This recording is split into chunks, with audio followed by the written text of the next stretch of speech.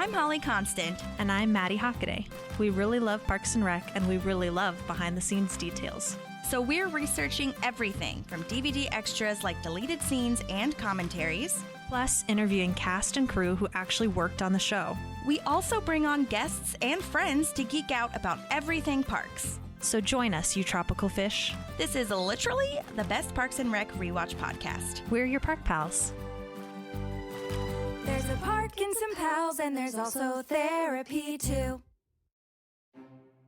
Okay, welcome everyone to season 6, episode 3. I do have a little bit of I don't want to call it recap. I used to call it recap because, whatever, but it's just stuff I missed. So things I missed, Heather McFall, who we talked about in the first episode where Leslie was in her plan of, no problem too small, and she had a cut scene, and she sent us a voice memo. I was actually curious because as I was editing, I was like, wait a second, did she actually receive a script? Because it sounded like it was mostly just improv, but she did actually receive a script. She did get a script for the show, and I think they had auditioned all for the same role, but they ended up having like multiple of the townspeople. So I just thought that was interesting because it did, and she sent me the picture. It was really cute of the script.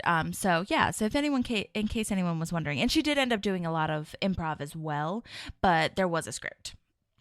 Cool. So that's fun. Nice. Okay. Okay. I had written this note about Anne and Chris, and I just wanted to talk to you about it really fast. Yes, always.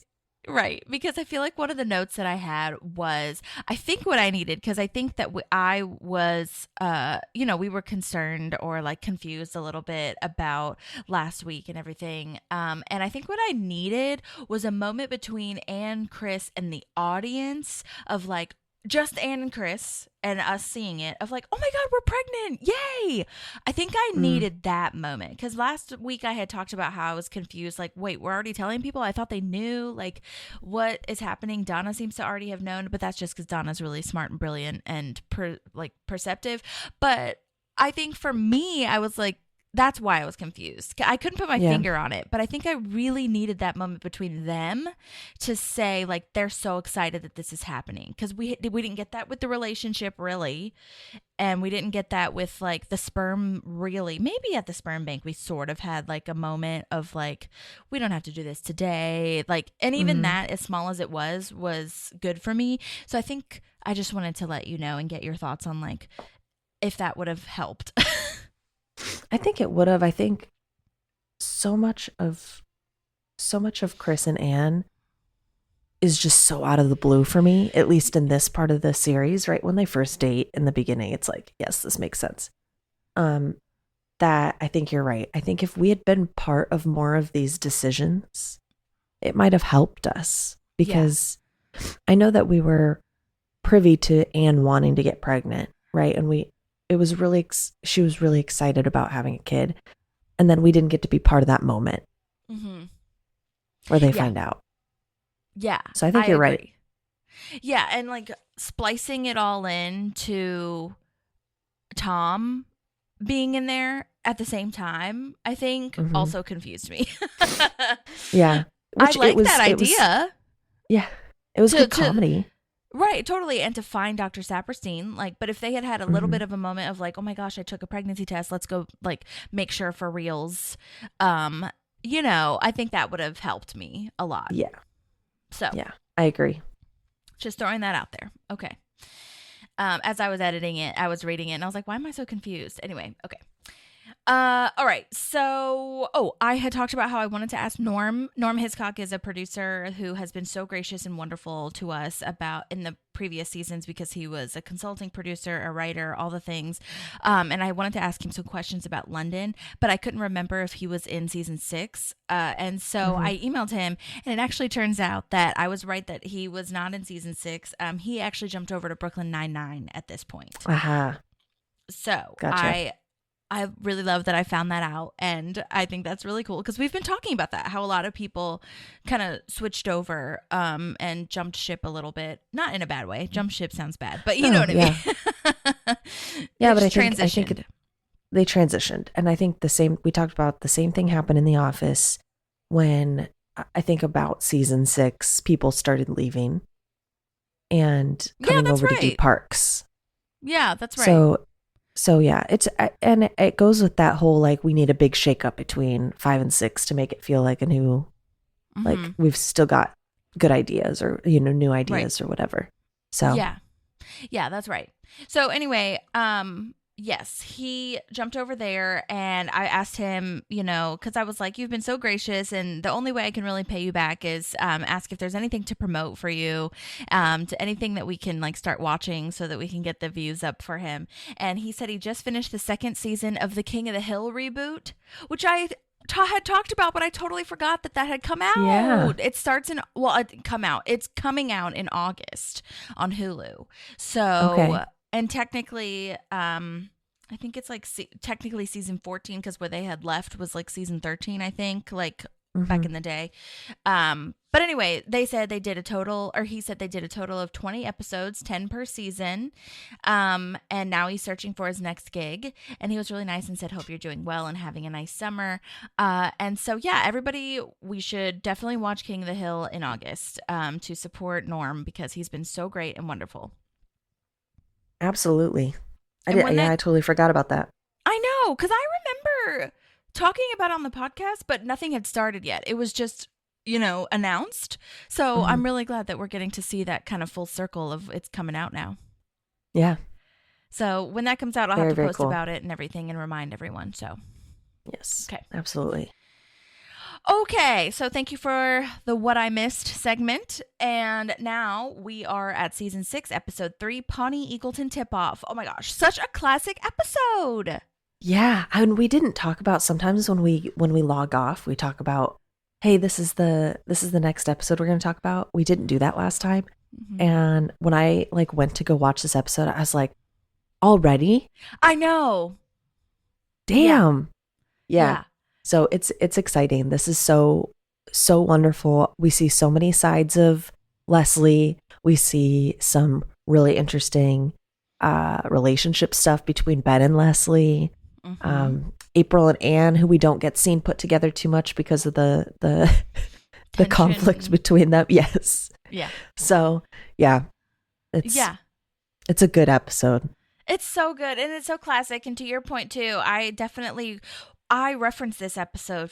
We have referenced this episode frequently because a lot of people were on it, or were going to be on it in earlier seasons. We had talked about this person also wrote this episode, and that we'll talk about it a little later. But we've referenced this episode frequently, and so to have it finally be here is like, oh my god, yeah, like you said, already what? Yeah. At the beginning of season 6. I guess I think I thought it was maybe towards the end of season 6, but no, it's here. And that makes sense because then we have, like we talked about last week, Craig and all the other Eagleton people coming in and the good old fashioned shake-up moment happening. Yeah. And I think it made me realize, because I'm sitting here and I think we talked about it, that we only have 30 something episodes left. Right. And season 7's short. And I think I just thought there was so much more of the show left. Oh, really? Yeah. And so when this happened, I was like, wait, we're actually getting to close to the end. Yeah. Yeah. Yeah. At the beginning of this year, I had thought about it. I was like, I think we're by the end of this year, early next year, we'll be done reviewing the show. Crazy. Yeah, it's crazy. Yeah. Yeah. Well, this one was written by Alan Yang, who we all know and love, and directed by Nicole Holofcener. Such amazing legends for this writer-director team. Alan Yang, if you're new here, is a huge writer of the series, producer of the series, also producer and writer on The Good Place, of course. Also co-creator of Master of None with Aziz Ansari, we love. Also creator of Loot on Apple TV with Maya Rudolph, and of course played Chang in Mouse Rat. So he is a legend already. But you should definitely check out all those other shows if you haven't. I know most of this crowd has probably already seen The Good Place, but if you haven't checked out Master of None or Loot yet, those are great too. Adam Scott makes appearances in Loot as well, and The Good Place. Definitely a little reunion moment happens sometimes, so that's fun. I wonder if Schur worked on this with Kristen Bell and was like, this is it. Like, this is my person for this show. Yeah, I wonder too. He was already a huge fan of her. I found some articles about how How she can got you cast. not be? Yeah, of course. Oh my gosh, perfect. But there are, I did research because we've talked about this in the past as well, where TV shows will put people on, their previous show to kind of test out and see how they feel and how they work together and everything, and then cast them. And I did research like if they did that with Kristen Bell, and all of the sources confirmed that that's not what happened. But I'm sure, I mean, it wasn't like an official, I'm going to test her out and then use her for The Good Place. I think it was just like, I'm a huge fan of hers and I would love to work with her in the future at some point. So I think it just kind of happened after. Yeah.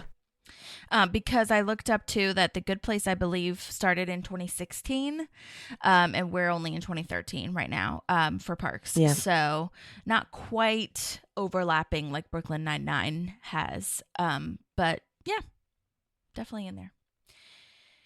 Okay, so Nicole Holofcener, who is the director of this episode, is amazing, and I've gone on a whole diatribe about her in the past, but just, again, if you're new here, she's an amazing writer-director, directs so much of Julia Louis-Dreyfus's movies, which is amazing. She also wrote and was nominated for an Oscar for the movie Can You Ever Forgive Me with Melissa McCarthy, which was a little bit more of a dramatic movie for Melissa McCarthy, and I actually... Never seen it. I know. I remember there being such buzz about it, and I'm awful and haven't seen it yet, but I want to. It's on my list for sure. And Melissa McCarthy was also nominated for an Oscar as well for that. So I definitely want to take a look. It looks really cool. She also is, of course, a seasoned TV director. She did shows like Inside Amy Schumer, Orange is the New Black.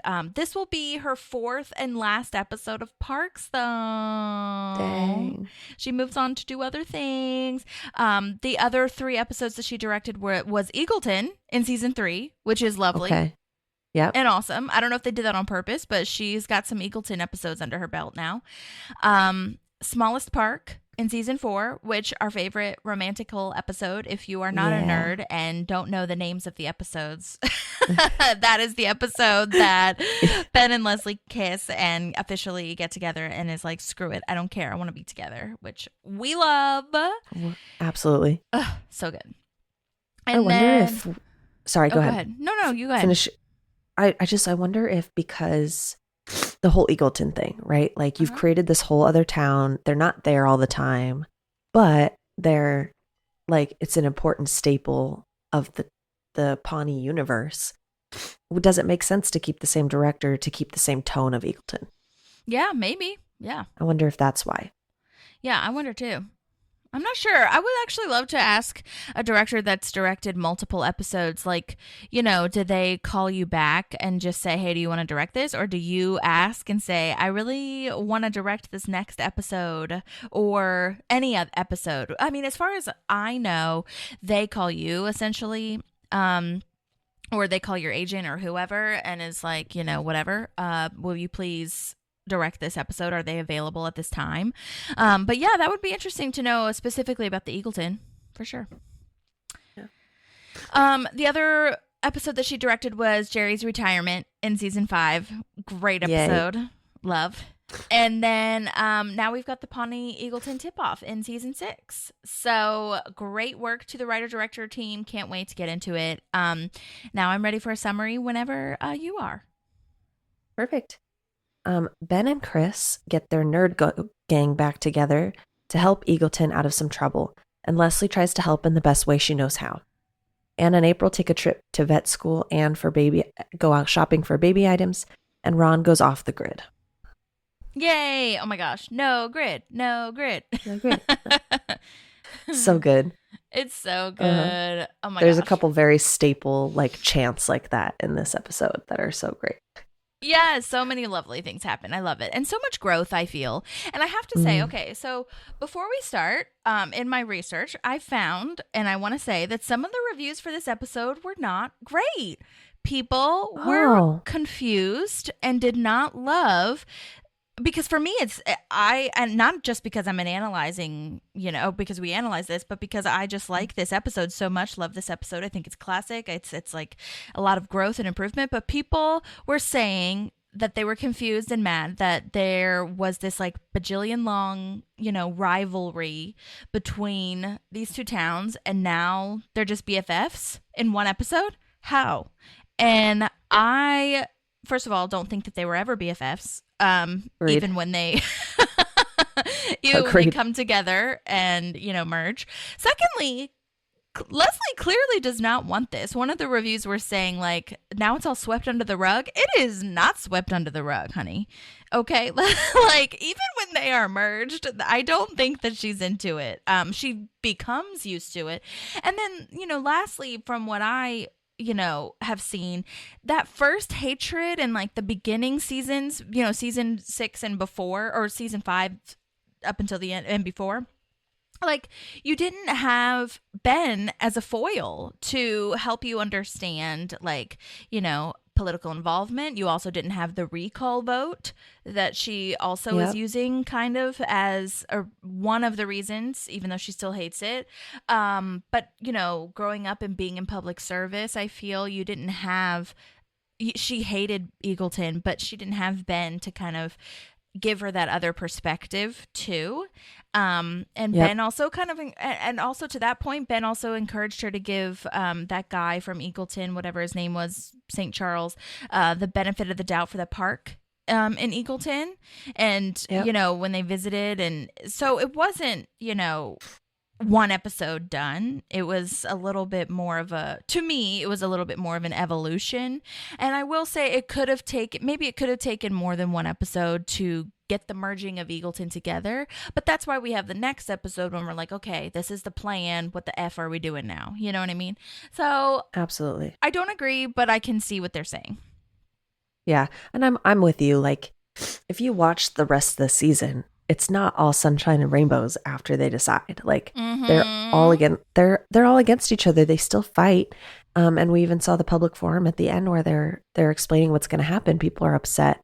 And I think it wasn't an easy decision. And as Ben, I think it's Ben that mentions, like, if we don't help them, this is going to spiral. It has a ripple effect. It's going to impact all of us. So we have to get in and help now before it's too big of a problem. Right. Yeah. So, but I did think that was interesting to learn. Yeah. I thought people wouldn't like it because they're like, oh no, we're going to merge these two towns. I don't want this. Yeah. Which I guess maybe that's the root cause of why they are feeling, short-sighted or shortchanged, I should say. Yeah. But anyhow, so we start this episode with Ben and Leslie right before a press conference. Ben added some jokes slamming Eagleton, and Leslie thinks that's the sexiest thing he's ever said to her. Really, that? Yeah. Oh my gosh. Slamming so Eagleton is a way to gain some points, which is true. I mean, she has to do what she has to do at this point, and she also, it's not like it's compromising any moral, integrity she has, because she already wants to do this. Yeah. She would do this. She already doesn't like Eagleton. Right. Yeah. Oh my gosh. I like his little smile when she was like, well, do I feel guilty about it? No, because Eagleton's terrible. And I like that he wasn't like, okay, that's too much. I like that he was like smiling and so in love with her. It was very cute. Yeah. Very, very cute. And I love that she, she's like, I love having you on my team. It's so sweet. Yeah. I love that. I do too. Yeah. Well, so now we're talking about how Pawnee gets to host the Pawnee-Eagleton tip-off. Also, side note, it's funny that the subtle line of Ben saying it's like a friendly wager on a basketball game. And I was like, it is not a friendly wager. Friendly? I think.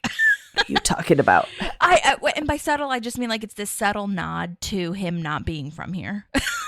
Yeah, absolutely. I think, it's really, if it wasn't intentional, it's a completely very well done subconscious choice for him. Totally. Yeah, totally. So Leslie is explaining who she is up against, essentially. This is Ingrid DeForest now, a new character for Parks, a city councilor from Eagleton. She looks perfect, which Kristen Bell just always does. You know what? I was thinking too, I don't know why this came into my head when I was researching it, but she reminds me of you know how The Office did Hilary Swank as the symmetrical face? I feel like that's what Kristen Bell is to Parks. That's funny. I thought you were going to go the route of when they brought Amy Adams in to be like the next level Pam. Yeah, that's true too. That Kristen Bell's like the next level Leslie. Not that doesn't say anything about Jenna Fisher or about Amy Poehler, but Correct. No, but you are on the right track, because that's kind of what I have a quote later on, but something about how she's like, oh yeah, he said, Mike Schur there, I did some research and found some articles where he says, because I was researching how Kristen Bell got on the show, and Mike Schur was saying she's Leslie's equivalent but richer and better dressed, which I have to say is so funny, that her pearls, the overboard of pearls, is just so good and so funny, and I thought it was perfect. Yeah. Oh my gosh. Yes. So good. The pearls really are what it is. Absolutely. And her like pin straight hair. Yeah. Perfect teeth, all the things, which is just Kristen Bell in general. But the way they did her hair is so good. It is.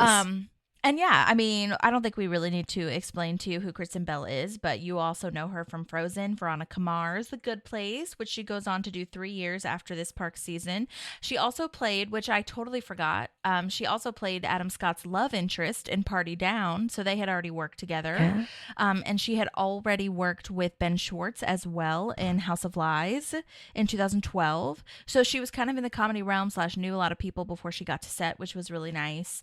Also, I didn't know Veronica Mars had a movie. That's kind of cool. I did not know that. Yeah, I haven't seen any of it, but because I love her so much, I've seen a lot of stuff online about it. Totally. But yeah, I think it was several years after the series had finished.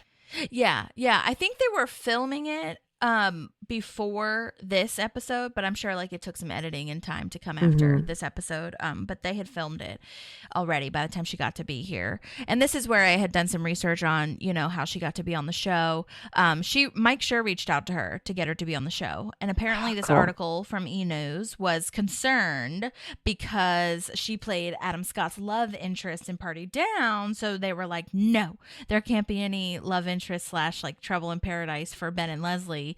But Mike Schur is quoted as saying, "Do not fear," Schur tells E! News exclusively. "Not even the considerable charms of Kristen Bell can come between Leslie and Ben." Yeah. Which is good as a, reminder for the end, but like end game. But in the middle of the series, though, when she has that line of like, "I just want to borrow your husband for the night."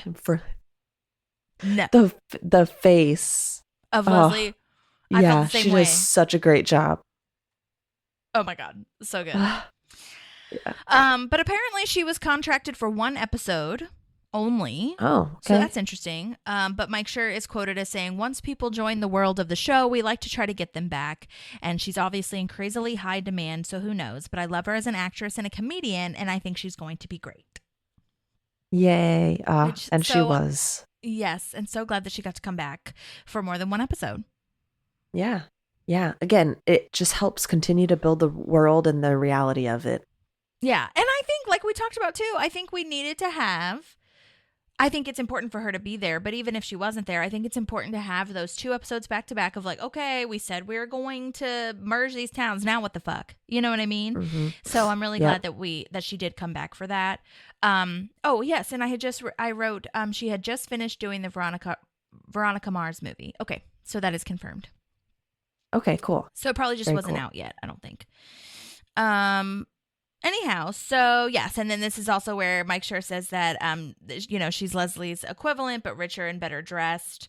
And oh my gosh, she in the background of Leslie's talking head, Ingrid is kind of like waving her hand in front of her face, clearly saying something smells in Pawnee. Yeah. And her Eagleton friends are laughing along with her. Yikes. Tough stuff. Oh boy, yeah. Here we go. She won does such a good job. Yes, she does. She won the Miss Indiana beauty pageant while she was still in office and pregnant. Last year. Right. Oh my God. Miss Indiana, that's a big deal. Yeah. Oh my God. That's a huge deal. I also love the idea of a pregnant lady winning the beauty pageant. Yeah. Why hasn't that happened? Yeah, let's do it. Indeed. Okay, so bit of random trivia that I found on IMDb. The same year this episode aired, a contestant of Eurovision Song Contest named Emily De Forest won with the song Only Teardrops, representing Denmark. So Ingrid and Emily share the same last name, which I thought that is funny and ironic. DeForest. Yeah. Yeah. I could see I'd never heard of the name. I know, me neither. And I could see Kristen Bell being in Eurovision, or like she's from somewhere like really perfect, like Denmark, which also is where What's-Her-Face is from, Heidi Klum. Heidi Klum. Yeah.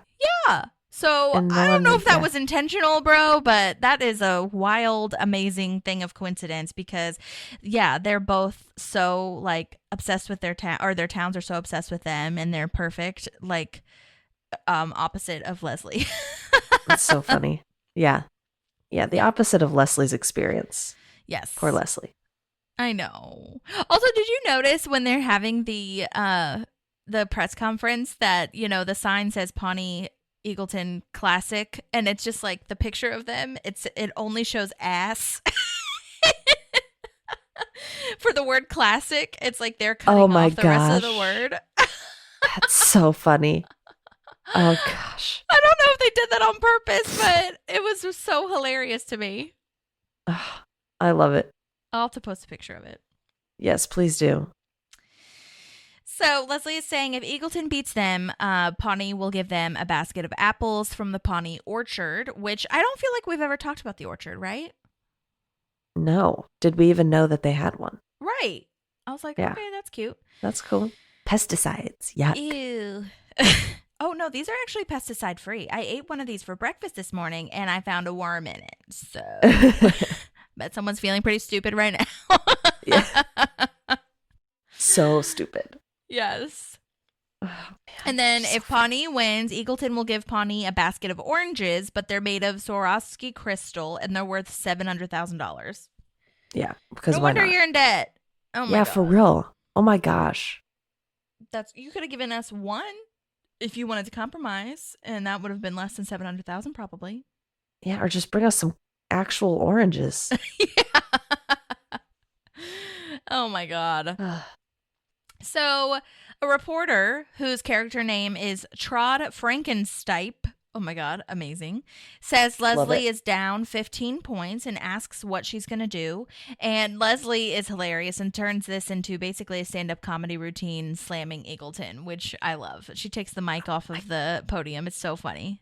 I can't believe she did that. It's so, so funny. It is so funny. I love it.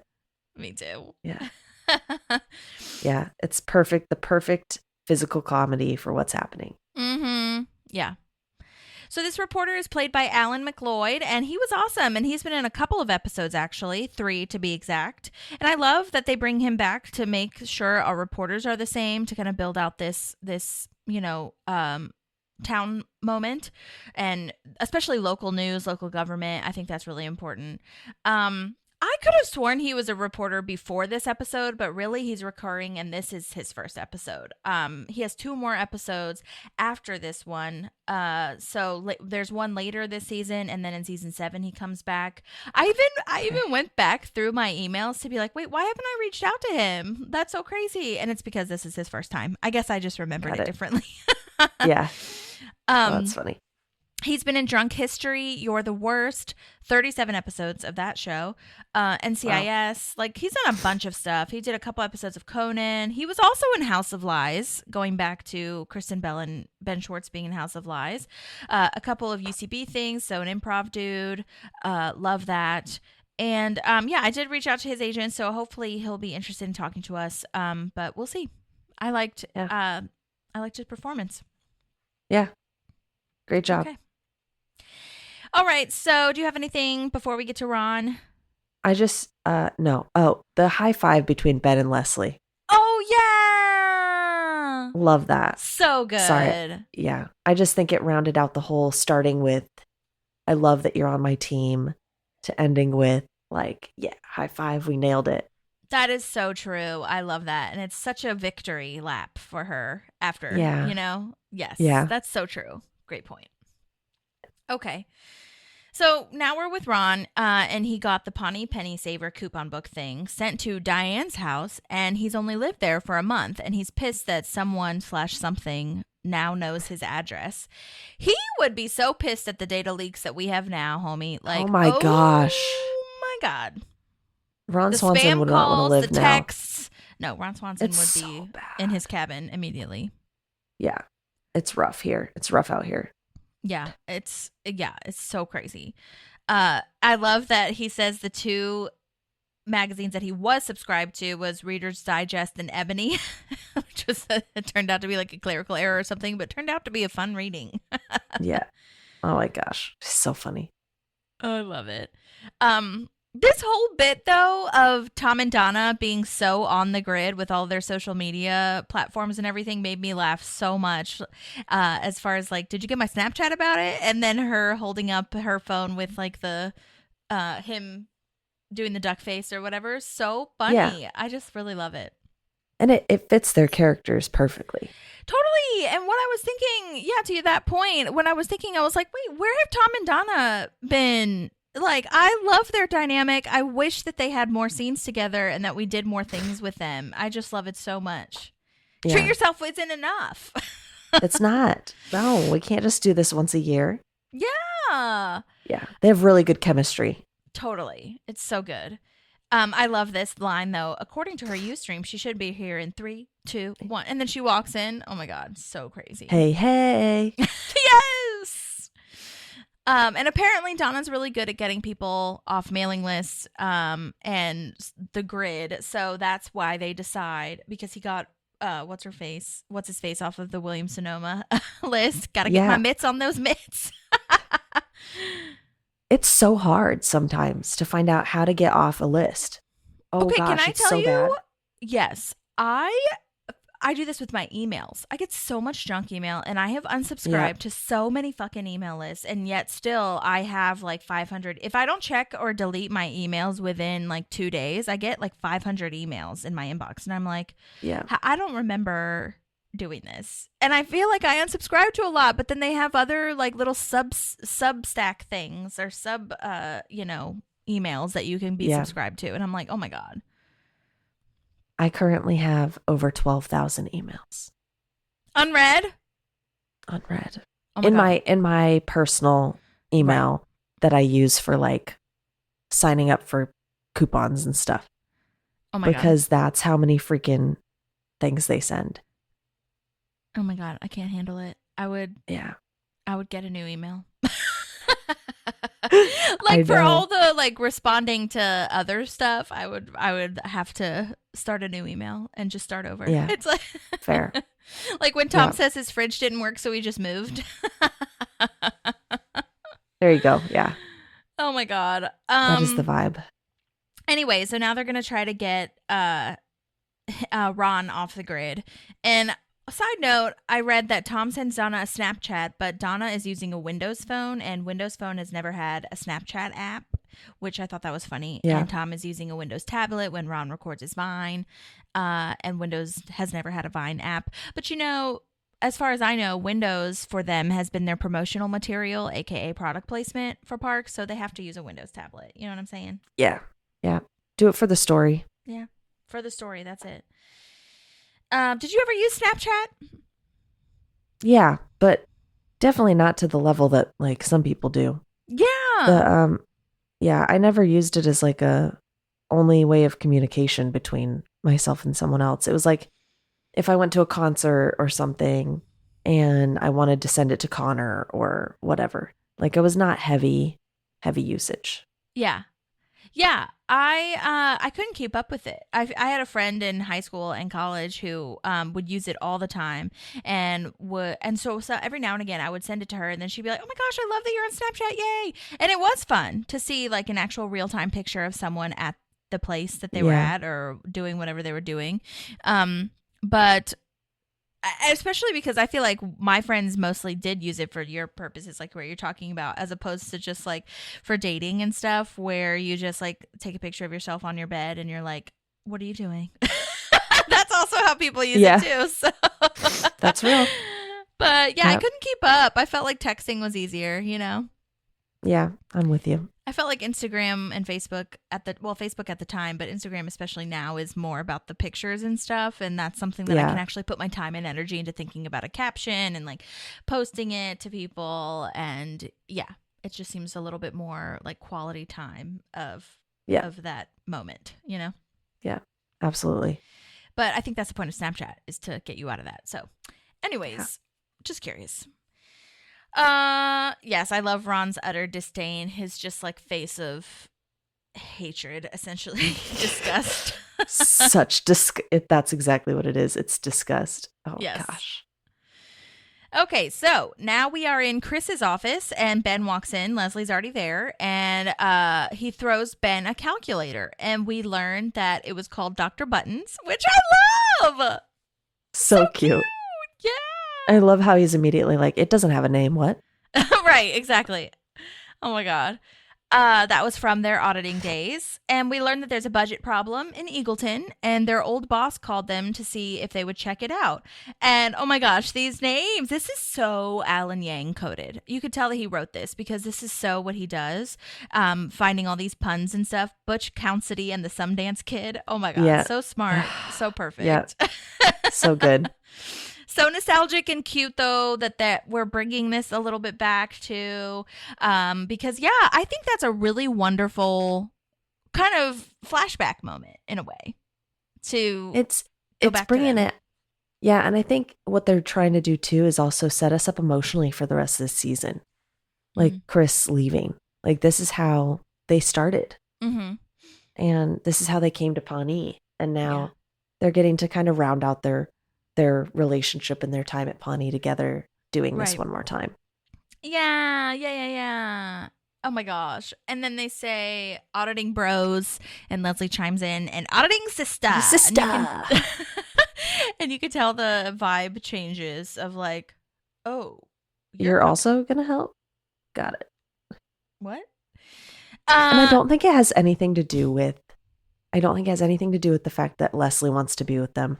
I think it is 100% Ben can foresee that she's going to be exactly the way she ends up being.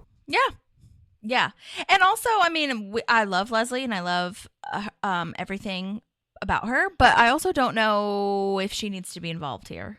She just wants to be involved. No other city councilor is helping. She's not like in charge of that. You know what I mean? The only tie that she has is Ben, and also that she hates Eagleton, so she's going to insert herself, which is so Leslie. So I mean, the writing is perfect, but she doesn't really have a reason to be involved in this audit. Absolutely. Yeah. So no reason that is at all. kind of a bummer. Yeah. But anyways, so we'll see more about that later. Yeah. Okay, so Anne and April are going on a road trip for whatever the F reason to be together, getting characters that would never, be together, get together, back to your summary, that this would be interesting from them having tension and stuff. Yeah. I still don't know why April's so obsessed with Anne. I guess she just wants to be, or no. Well, actually that too, but Anne obsessed with April is what I meant to say, of like, why does she like need to be friends with them? I guess she's just like has that she wants to be liked thing. Yeah. And help. She wants to help April, I think, too. Move forward with it. I think she also, over the years, they've spent a lot of time together in a group. Yeah. And so when she says she cares about her, I believe her. I believe that Anne cares about April and wants what's best for her. Right. And she's just older and more mature. And so she's like, she actually does want to spend time with her, even if she knows it's not going to be enjoyable. Right. Because she wants to help. Yeah. She probably has a little bit of that motherly instinct kicking in too, of like, how can I help this person and be a good role model? And April's just like, I've never liked you, and we're not doing this. Yeah. And I mean, to be fair, Anne did help her get into vet school, so this makes sense for her for them to be together. And plus, she also wanted that was good writing, that they wanted to. Anne wanted to get the baby stuff as well somewhere else, so that makes sense. Yeah. Okay, so they're going to Bloomington because Anne helped April get into vet school, rather, and today is her orientation, so they're going together. Plus, Andy is out of the picture at this moment, in London / shooting Guardians. So someone should go with her, because I think it would be Andy otherwise, or maybe even Ron, but they're otherwise like just indisposed. Plus, they talk about that on The Office frequently, getting the two characters that we haven't seen a ton together by themselves, having a whole road trip. That would be interesting. Yeah. It helps keep things fresh. Totally. Oh my gosh, ew, that Pawnee's only baby store is attached to a chemical refinery. Yikes. There's no way that's up to code. There's no way. That's crazy. So there's a baby store in Bloomington that she's been wanting to try, which good for her. Yeah. You'd think she could pop over to Eagleton, no? Oh yeah, I guess that's true. Yeah. Yeah. Well, anyway. So she made a special road trip CD and April throws it out the window. I hate that, actually. It was kind of I do too. annoying for me. There's a lot about April this episode where her like indifference and snotty attitude really pissed me off. And too. I think part of it was like Anne's donating her time to be there and help you and Yeah. make sure that you're, like you don't have to like her, but like, Right. do you have to throw her CD out the window? Do you have to like make her act like a grandma? Yeah. Like it's very uncomfortable for me. Yeah, same here. Same here. It's so unnecessary. And it's not Yeah. like if April or if Anne was a bad person, I could see like, okay, April's being an ass, but at least like it's warranted. Right. So I don't know. But no. Yeah. Anne's just trying to be helpful. Yeah. Anyhow, I think that's their whole dynamic, the whole show. So whatever. Yeah. Okay, so now we're at the budget meeting with Eagletonians, and Ingrid says talking about money is gauche. Oh my God. Honey, too bad. We're here. Yeah. What are you doing? This is literally what we're hired to do right now. Like, what are you talking about? I do love Kristen Bell's performance of like whispering the word money. Like, we don't want to talk about money. Yeah. Side note, the outside view of that building that Ben, Leslie, and Chris go into in Eagleton is the City Hall in Las Vegas. That's cool. Yeah, very cool. I thought I was wondering if they went all the way to Vegas just to get that shot. I know. They probably had some like stock image or something or stock Yeah. video. I don't know. Maybe they used it from Yeah. somewhere else. Very cool. Yeah. So she says all the files are in the boxes if you really want to see what's going on. And oh my gosh, she tries to tip them for doing the work in euros. In What? euros. Oh my But God. also, okay, I'll take euros. Right. Yeah. But also, this is why you're in this problem. Right. And maybe euros is all she has left because there's truly no money left because Yeah. Ben's not using Of euros. the $700,000 they spent on the oranges. Yeah, right. Oh my God. So now Ron is now with Tom and Donna trying to get off the grid. I have to be just from a personal experience. I live for the grid too. When Tom says that, but it's awful. I know how awful it is. Tom doesn't. I don't think get how awful and addictive it is. I live for the grid, but I know I'm addicted, especially TikTok. Oh my God, it's like it's such a. And I remember in that documentary, the what's the Social Network or whatever the hell, not the movie, Yeah. but the documentary, where somebody that worked at a tech company said that it's an adult pacifier, like social media is an adult Ooh. pacifier. It is. It 1000% Yeah. is. I remember one time, and it's like this is why it sticks in my head, that line particularly, because I remember one time I was just having such an awful depressing day and I was crying because of that day, and I was like I just need to relax, so I went to my room and just hung out, and then I opened TikTok to kind of distract myself, and I wasn't crying as much afterwards, and I was like, it is an adult pacifier because it's distracting, it's something else to think about, it addicts you, and it's just, oh my God, it's just something that is really bad. But I do try to use But TikTok in a lot of ways. Oh, sorry. Go ahead. Oh no, I was just going to say that I feel like being aware of it is the first step. Yeah, that's true. But also it's like we all need that thing that helps us come out of it.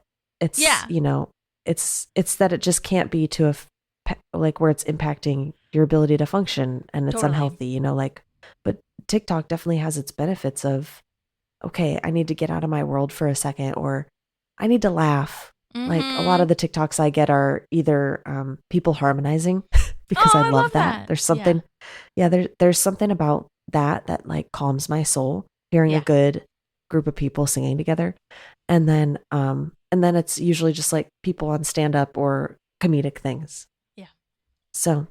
Oh my gosh. I get a lot of like funny cat videos and funny dog videos too. Yeah. Just of them like being goobers, and it makes me laugh so much. And there are, comedian sketch, like I love it. And on the Park Pals Instagram, I don't know how, I guess I just I liked something, and I'm sure the algorithm just changed it. But on the Park Pals TikTok, I see a lot of dancing videos. They make me so happy. Nice. And a lot of like baking or cooking videos, which I love those too. And that's something too I feel about the same with YouTube and a lot of video platforms, where I just feel like TikTok can be informational and educational too. A lot of times, absolutely, I'll use TikTok like people use YouTube, where I'll kind of Google something in the search bar of how to do something, and I'll find what TikTok has to say about what I'm looking for. And it is educational in a lot of ways. And in my personal one, it's a lot of political stuff that I repost and share all the time. So, which is really important, I think, to be involved with, and how I stay afloat, because especially with our generation, I think so much of us are learning things on social media for news and for, information about what current events and things like that. So, because a lot of us don't have cable TV to watch news. My mom has DirecTV, and she is a DirecTV like hard stan. You know what I mean? I don't think she'll ever get rid of that, which more power to her. But that's how she gets her news, or people have like satellites or whatever. But it's for our generation, it's very media influenced. So a part of me feels like if that's how I'm getting my current event information, I don't know how to get off it really. And then we don't need this, absolutely, but I really like reaching people and talking to fans. We don't get a ton of comments, but I do get some comments from people that have, listened to the episode or like the video of Parks. And I think it's really fun to talk to them about what I just talked about, like building that community. So it's like there are advantages and disadvantages. Absolutely. And I definitely I'm here for the grid. It's terrible. So they're going to come for me first. It's fine. Anyway. Yeah. That's funny. So Tom says, how are you going to take pictures of all the dope food at restaurants? And he has this whole thing of like, how are you going to, show people all the places you're stunting at? And that also is very Alan Yang coded, I feel personally, which them two are, I feel like they're twins in a lot of ways. Yeah, they're very similar. Yeah. Very similar. A lot of times when I hear Alan Yang speak, he sounds like Aziz to me. That's to me. I think their voices are very similar. But this is a whole thing. This is a whole episode of Master of None where and it's so brilliant. I'm going to butcher it, but it's so brilliant because on this episode, he spends all day trying to figure out which is the best place for tacos. And he's like on Yelp and all these different reviews. And it's so accurate about how we're always looking for like the best prices, the best reviews, the best option of like, what's the best place to go. And then you spend all day doing that and you don't end up getting your tacos because by the time you look for it, it's gone or like the place is closed or whatever. You spend so much time online trying to figure it out. Aziz has a really good book out, which came out a while ago now, but it's about, I forgot what it's called, but like modern romance or something like this is what I can't remember. But he has a whole like analyzing thesis on online dating now. It's so good, and I highly recommend that book.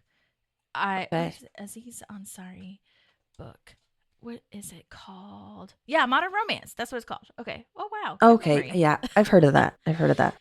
It's so good, and his stand-up is great too. But anyways, and I wish, like I said, I could be like Ron, but I can't. I can't be like Ron. Maybe one day, but I'm definitely more in that realm, in the Ron realm. You are. I know, and I'm really proud of you guys. But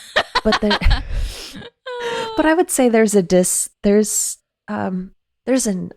negative to that too, right? Like, I don't have, people will be like, "Did you hear about this happening?" I'm like, "No."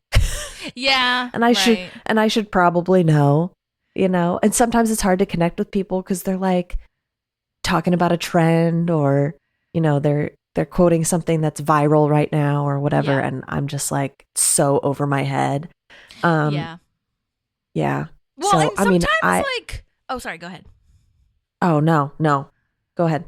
Well, I was just gonna say, like, sometimes it is hard for me because not to you, but like if to your point where sometimes I'm talking to people and I'm like, or I'll send them a TikTok and they don't have TikTok, or I'll send them something and they can't open it, and I'm like, what a fucking bummer. And because to me, and it's not about like, anger at the person. It's like sadness and anger that we can't experience this thing that I know you'll find funny too. And then I'll find funny, and then we'll have quality time, which is my love language. Oh, you know what I mean? So it's so much stupid how deep it gets, but for me personally, but yeah, it makes me sad. It's like when you're on a group chat and you hear somebody has the green and you're just like, what the F? Now I can't send you emojis and have it be like, looking the same way so that you'll understand and speak the language that I'm speaking. Yeah. So stupid. But absolutely. I don't know. I wonder if your mental health is better. Who's to say, really? But it kind of goes to your point too, where you have to, it's a balance. It's just a balance. It's like nutrition, you can't have too much of anything. Absolutely. So, okay. Well, sorry for that 800,000 minute long rant, but needed to happen. I think it'll be relatable for people. I agree. People will fall between the two of us, probably. Yeah. Agreed. So. So this is where we get to the grid, and then we can leave home or leave for home early, and they're like, no grid. No grid. Okay, so now we're checking in at the orientation for vet school. This gal, Laura, is played by Poonam Basu, and her headshots are awesome, by the way. So if she hears this, your headshots are great. Showing some range of all the different characters she can play. Love that. She's been in a lot of stuff, and looks like she has a lot of great upcoming projects as well. Some voiceover work, too, so that's super fun. Her full name as the character is Laura Spengotten. These last names are killing me, man. It's so funny. Yeah. Oh my gosh. Well, do you have anything before we get back to the budget meeting? No, I think she does such a great job. She does. She really does. Just being like the normal straight man to like the crazy that's happening to her. Yeah. And I mean, as a person, like the character itself, like the patience. Mm-hmm. Yes. It's like, well done. Yeah. Right. Back at the budget meeting, Ben is saying that Eagleton is in serious debt and is in serious trouble. And they were basically like what Pawnee was going through when they first came to audit Pawnee. But instead of, getting their shit together, they just kept spending. And now they're on the brink of financial ruin. And now Leslie thinks that's the sexiest thing that she's ever heard. Yeah. Like makes out with him because of it. Oh, gosh. Oh, Leslie. I know, and she says this is going to hand her the recall vote because she'll save them from bankruptcy, remind them that Pawnee is the best, and, tell everyone that she is the hero here, Yeah. I feel like she thinks it's too easy. Yeah. It's going to be way harder. Right. And then she does the bit of, how about them apples? And she throws the bin in Ben's lap. This is probably naive, but did you know where this phrase comes from or how it got popular? Yeah. I did not know that. Really? No. Oh, yeah. Okay, so for those it's that Matt don't know, Damon, baby.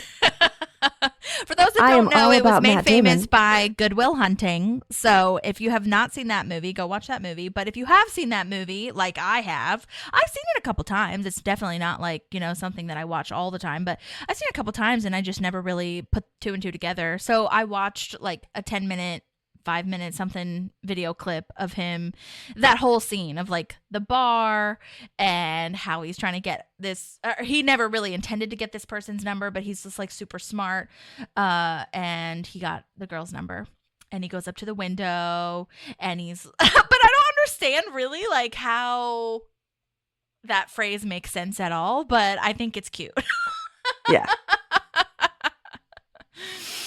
Like, if you're thinking logically, it doesn't make sense, or I don't know where it came from. I think I read an article where it was like, it was first heard about in the 1800s, and I was like, okay, I don't know if I care much about that. I just know that Good Will Hunting is what made it popular in current culture. Yeah. And it's used frequently. Yeah, and it is Matt Damon.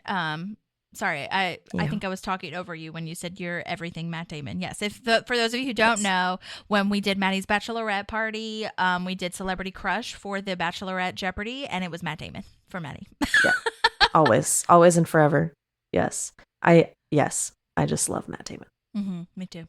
That haircut though, in Good Will Hunting, it was such a vibe. Yeah, and it's not my vibe. Really? Because him and Leo had Leo and Titanic had that. Brendan Fraser in The Mummy had that kind of haircut. It was like so boyish, you know what I'm saying, with like the bangs falling over. Yeah, totally. I think it's probably because I saw Good Will Hunting after I saw the Bourne movies. Oh, sure, different kind of sexy. And and it took definitely. And to quote Donna, like the Bourne Matt Damon can get it. So. Anyone on that show can get it. That's so funny. Get it. Yeah. Oh my God. Yeah. So. Anyways, so yes, that was a fun learning moment for me that How You Like Them Apples was made popular by Good Will Hunting. So go ahead and watch that. Yep. Okay, so Paul, the mail guy now, is at the office, and Ron is saying the next time you get any one of things with my name, drive into the woods and bury it. And not something that you would request. Poor guy. Right. Yeah. It's like, I don't control who gets mail, dude. Right, exactly. Can't help you. Yeah. Side note, his full name, again with the last names, his full character last name is Dijesque, Dijesque. They were really in the like European French situation with all of these names, but Paul Dijesque, and he is played by Patrick Rafferty, the actor, and he's been in Frasier, which is the reboot of Frasier in 2023, Good Girls, Blackish, Modern Family, a ton of great things. Side note, if you do watch Modern Family, oh my God, he played the one that is cosplaying Annie in Hollywood when Mitchell goes to get an Annie costume for Pepper's costume party, and Mitch comes out to like get money from his car wearing the Annie costume. He's like, "What the hell, man?" It's so funny. Oh my God, that's hilarious. I love Modern Family. Me too. That has been my adult pacifier lately as well. It's just what I have on the background. I fall asleep to it. I love Modern Family too. Yeah. So well done. So good. Also, I love. I don't know why, but I love Ron's arm movement he does when he says, "Get out." Yeah. It's so funny. So, it is. It's like robotic, but also like firm. And it's so funny. Yeah. Yeah. It's so good. Yeah. I don't know. I guess he created that but himself, but I just love it. Yeah. Okay. So Donna got rid of the cell phone and the credit cards. I was actually, you know what's so funny? I was actually thinking, because I totally forgot about how this episode ends. But I was actually thinking about like, wait a second, if he got rid of his cell phone, how's he going to get in touch with Diane? Yeah. Hello? Yeah. He's not thinking through. You can't any just of this. like leave your family. Mm-hmm. Yes. You're going with too no far. way to contact you. Yeah. When he says he's taking the bus now and paying cash. Oh my gosh. Oh my gosh. Yeah. I was like, you need this to park. Oh, well, I just won't park here anymore. Okay. Ronald. Listen. Ronald. It's just like, dude. Yes. And then they learn, or we remember rather, that there's a photo of him at JJ's diner, and he rushes out and like completely freaks out. So yeah, we got to go get I that love picture. that he brings Tom with him. Yeah, I know. Totally. It's like, Tom, let's go. Right. So now Anna's at the baby store, and it's called Tots All, folks. Oh my God. So cute. So cute. I love it. Oh my God. So good. Some people get really, really creative with like the names of these stores and stuff. It's really cute. Yes, I love it. My favorite thing is looking at pho places, PHO, pho places. Yeah. Oh my God, they're so funny because they always have some sort of play on the word fuck, and it's awesome. They're like, what the fuck? Or something else. It's so good. Yeah. Okay, so I do have, and also on this show too, they're so good at making store names. Yes. Like, so subtle too. Like they never really bring it up or show it too long, you know what I mean? But if you're looking, it's hilarious. Yeah, you see it. Yeah. Were you going to say something? I was just gonna say there was a Chinese restaurant in Peoria, in Illinois, called Chang's Walk-In, but it was WOK. Oh, you mean like Christopher Walken? No, like you know how like you have a walk-in, like you can do a walk-in restaurant, Okay. but it Yes, was I do. WOK-IN. Yes. Got it. Yes. Yeah. Okay. Oh my God. Sorry. I thought that was so funny. Yes, I love that. Oh my gosh. That was a thinker for me. It's easier if you see it. Yes. Okay. So, yes. Oh my gosh. Tatal, folks, this store worker is Aisha Muharrar, and she's a writer and producer on the show. And you guys, if you have been listening from the beginning, this is the episode. This is what I was talking about at the beginning of this current episode. But this is the episode that I mentioned in so many prior seasons when Aisha has written a show. I'm always like, you know, that episode where Anne goes to the baby store and she says that she's never seen bibs that don't have Dale Earnhardt Jr.'s face on them. That was Aisha Muharrar. And now we finally get to see her. It's so exciting. Yeah. It's very exciting. Yes. Can't believe we made it to her episode finally. I think I've mentioned this episode like 20 times before we got here just to talk about Aisha. Every time she writes, yeah. Yep. And it's so lovely. And she also is a producer and writer on The Good Place as well. So a lot of people also moved over to The Good Place after Parks too. So just a heads up on that.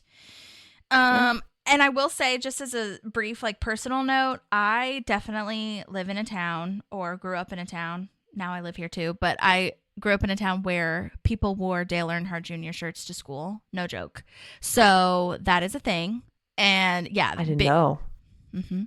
Big deal. This is not like just a joke. I don't know who came up with this or if they were just guessing that that's what rednecky things happen.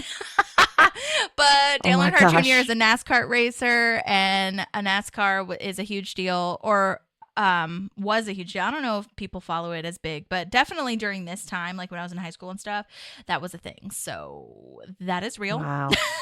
And I lived it. Bibs? I don't know. Bibs? I'm not sure. I'm sure there are. I'm absolutely sure there are. I'm sure it exists. Absolutely. Yeah. I personally didn't see a bib, but that is not an indication that they don't exist. Okay, so April is walking by the door now, and she said she left orientation because it was lame, and Anne says that she wants to go back. So I guess we'll figure out what that means a little bit later on. Yeah. Yeah, I'm a little torn, like, either way here, because April isn't an actual kid, and if she decided to leave, like, do we need to force her to go back? Right. Yeah. You know? But she seems like willing to go try it with Anne. Right. So like, why not? But yeah. I mean, yeah, once she finally gets there, she does. Yeah. Like, I feel like Anne is kind of pushing her out the door this time. But yeah, I have a whole thing on notes when they're in the car on the way back with their whole follow through thing. So we'll get there when we get there. Okay. Do you have anything before we were back to the budget meetings? Nope. Okay. So, yeah, we're at the budget meetings again. Ingrid says that there was a bankruptcy brunch and Michael Bublé played, but he ran a little late because he's on retainer. Oh my God. They have him on retainer. I can't. Sure, let's not have brunch like animals. Animals. I do love a good brunch. I honestly think that might be my favorite line. We haven't done that in a long time, so yeah, we haven't. I might put that in there because I think it's really. I mean, I have a lot of favorite lines I feel in this one, but that's really funny to me. Yeah. All of these next things that Ingrid says, like this whole running thing of all the money that she spent, honestly could be my favorite lines. This public pool with bottled water, which she thinks mean total body hydration. Body hydration. Oh my God, and then they have a public works expenditure. They purchased HBO for the whole town. It's not TV. It's not TV. Jinx. Which I didn't realize, but that So was good. apparently it was an advertising, like a marketing tagline. It's not TV, it's HBO. So that's why they said that. That's fair. They were one of the first,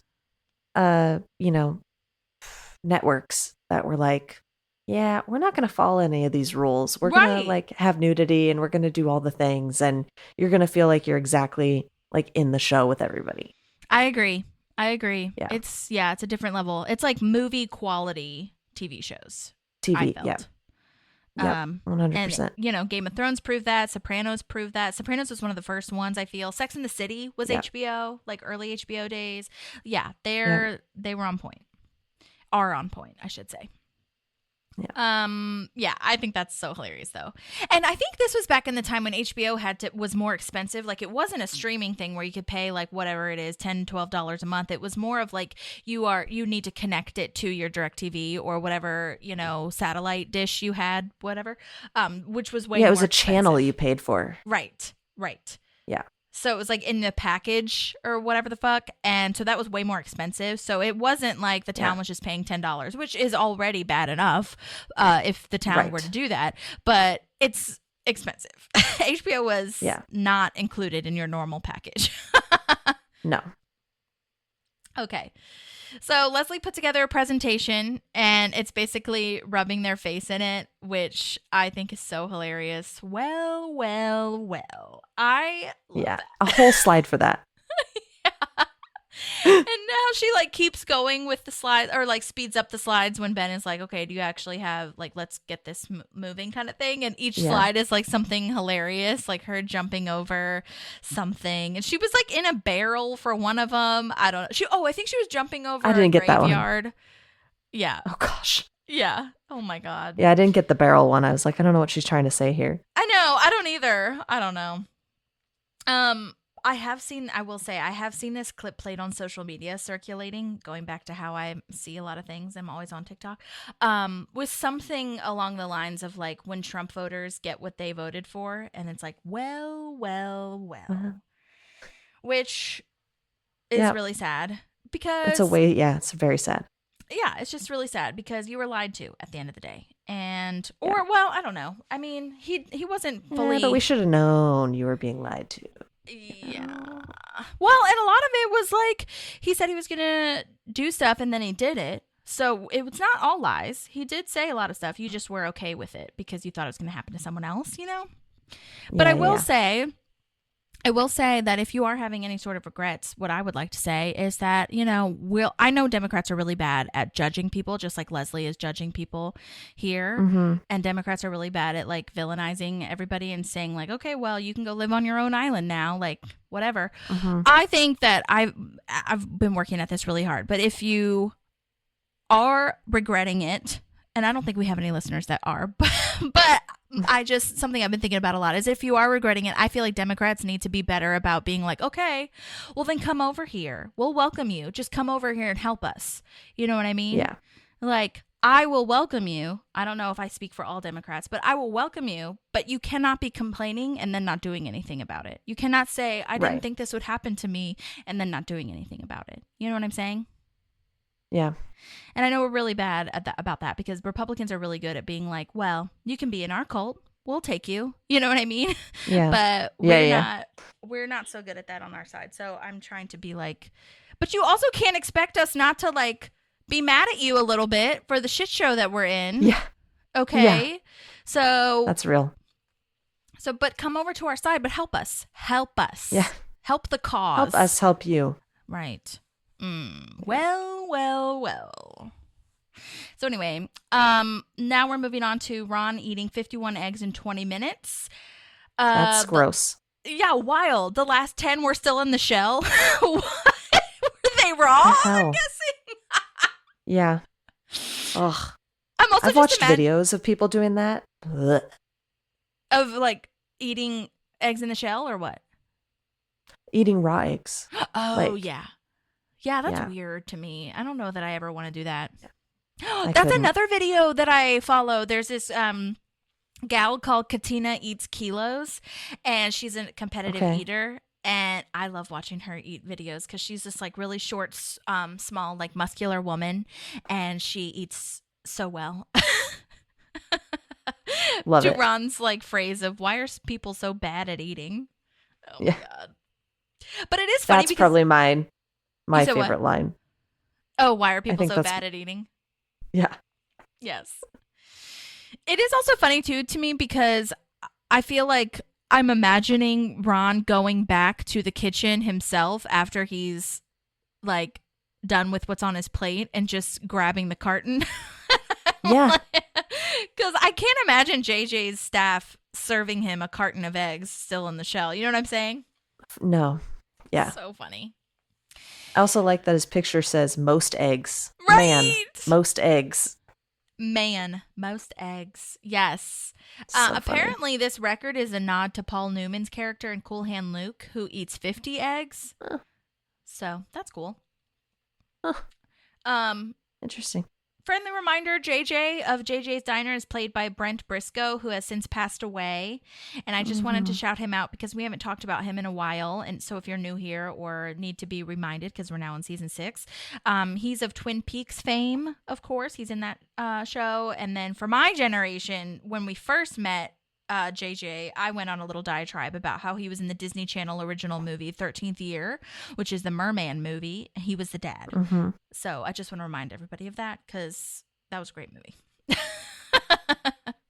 Anyway, yes. Gotta love those Disney Channel originals. I know. Did you get to watch any of those or not so much? Oh, yeah.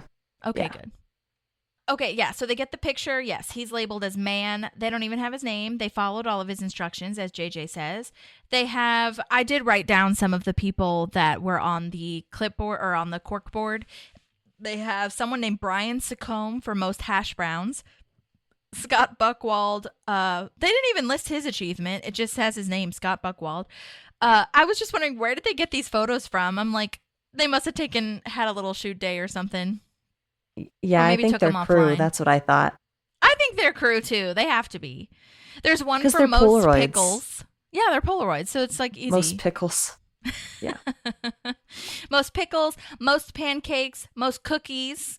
Those are the ones that I wrote down. And then this is also if you are a fan of the show at all, of our show, I had Brian from another Parks and Rec rewatch podcast called Citizens of Pawnee on, and he is the one that really spilled the beans and explained about all the lurpuses. I knew this. I knew there was multiple lurpuses, but he kind of opened the whole can of worms about how there's 8 bajillion lurpuses. And he found, because he's a little bit ahead of us in our rewatch, he found, and he tagged me in it a while back, so I think it's just funny that I'm pointing it out now, and I wanted to give him a shout out. He pointed out that there was a lurpus on the bottom left.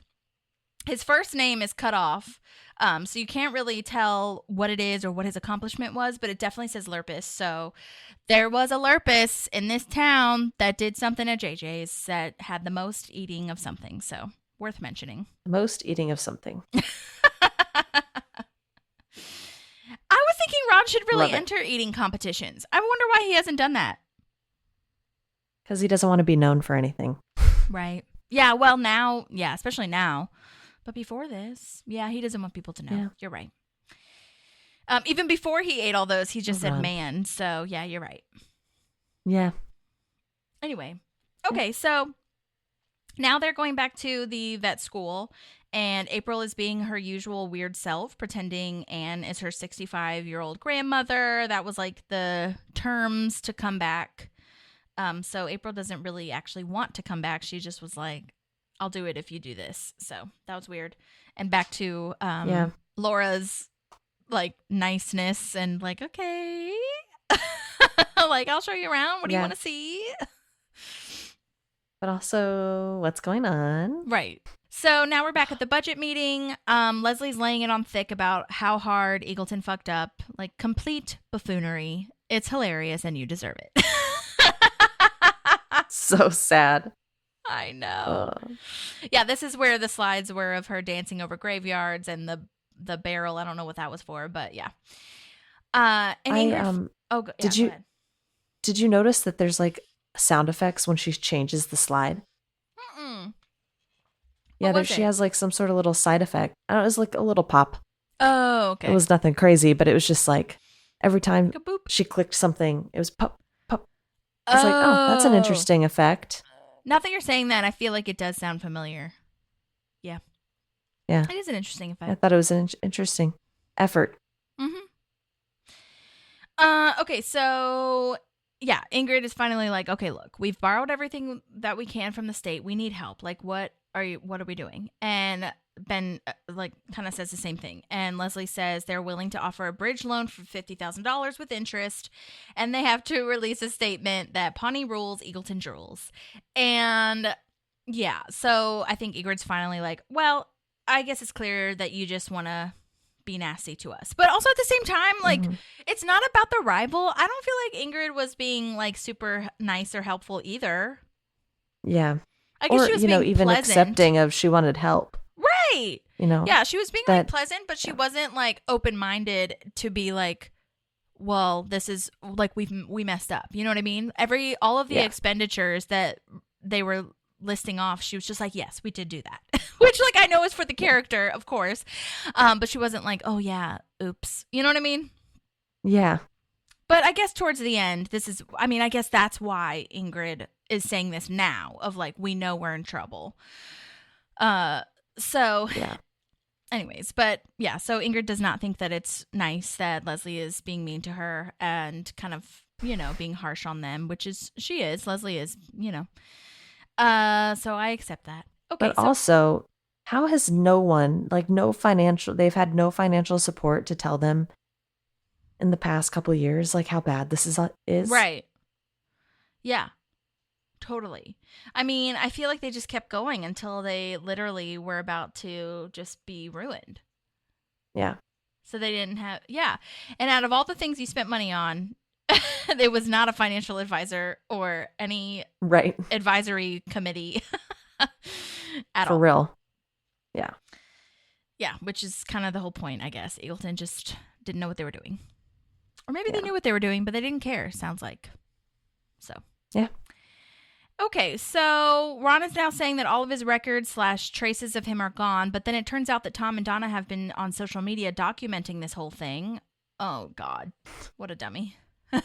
He's like, do you not see the issue with this? And Tom's like, yes, now I do. Mm-hmm. Very good delivery there from Aziz. Yes. And I think Ron doesn't know how anything works, so he thinks he can just erase everything, but then he, like, just by touching it or speaking to the tablet, but he ends up taking a video. He definitely turns into, like, the quintessential stereotypical grandpa of, like, not really knowing how anything works at all. Yeah, absolutely. And then he says the world is a nightmare, and to be honest, he's not wrong. He is not wrong about that with all the technology. We have not figured out how to balance technology and human capacity. Yeah. Still got some work to do. Yes, a lot. They join in on erasing all pictures of Ron. I love that. Erase all pictures of Ron. And then the video. Oh, God. It's so funny, but so, like, terrible. Yeah. It is. Okay, so back at the vet school, Laura is still showing them around, and April is like, no, I don't want to go here. Like, let's leave. Like, I'm leaving. And she just walks out. I will say Anne, I keep getting their names mixed up today. But Anne says youngsters. And I find myself saying youngsters and old people phrases sometimes too. And I'm like, what? I thought Anne did Rashida did a really good job of like calling that out, her performance of like, did I just say youngsters? You know? Yeah. Maybe I am old. Right. Yeah. So now Leslie, or do you have anything before Leslie and Ben and Chris? I just I like that what she says is like, why aren't you gonna go here? And she's like, I don't want to. And to me, why don't we ever let that be enough? I know. Sometimes. Like, obviously there are some situations where, yes, let's have some reasons as to why you don't want to, but I feel like we always have to have a reason. And sometimes I just want to say, yeah, I don't want to. Yeah. And I shouldn't have to justify that I don't want to do that right now. Right. You know? Yeah. Let's see. Where am I at? Oh, yeah. Leslie comes into Ben and Chris's office and shoots a t-shirt gun at them. I laughed out loud at that. Think fast. Yeah. Eagleton, no money, mo problems. I love that. To wear the t-shirt. This is my thing, though. I was going to ask is like, this is a pretty significant thing that they're going through, that Eagleton's going through. And it's weird to me that they would wear shirts where it's like they're kind of putting it on display for everybody to see, when it's like, are they not trying to keep this hush hush like until they have a solution? Or they just like released it to everybody and said, hey, we're bankrupt, and told Pawnee that Eagleton's bankrupt, you know? Because this seems like really early on in the stages, and the fact that they're going to like wear t-shirts like that, it's interesting to me. Yeah, that is interesting. I didn't think of it that way, that they didn't tell anyone. So maybe these t-shirts don't matter. I think in my head, I was like, they're just going to wear anything that smashes Eagleton, regardless of if they even know what it means. But yeah, you're right. Yeah. That's fair. But maybe they did tell people, because at the town hall, it almost seems like people knew in a way before they got there. So, but again, maybe it's one of those things like the Ann and Chris moment where we just didn't see it happen. I don't know.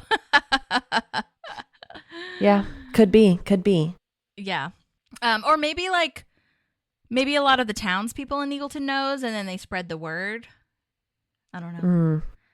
But yeah, could be. Maybe it's not that deep. I don't know. Or not. And by townspeople, maybe I meant city council. Like maybe like the city, you know how like Leslie and all of those, like all the parks people knew that that Pawnee was in financial trouble. So they kind of like told people. Right. So I was like, maybe the Eagleton city council knew. I don't know. Good question. So, but yeah, those shirts are funny and awful. And Ben is like, why do people think I'm just ready to catch things? And at first I didn't really understand. I was like, when else it's just Leslie, really? And then I forgot that Chris threw the calculator at him at the beginning. Yeah.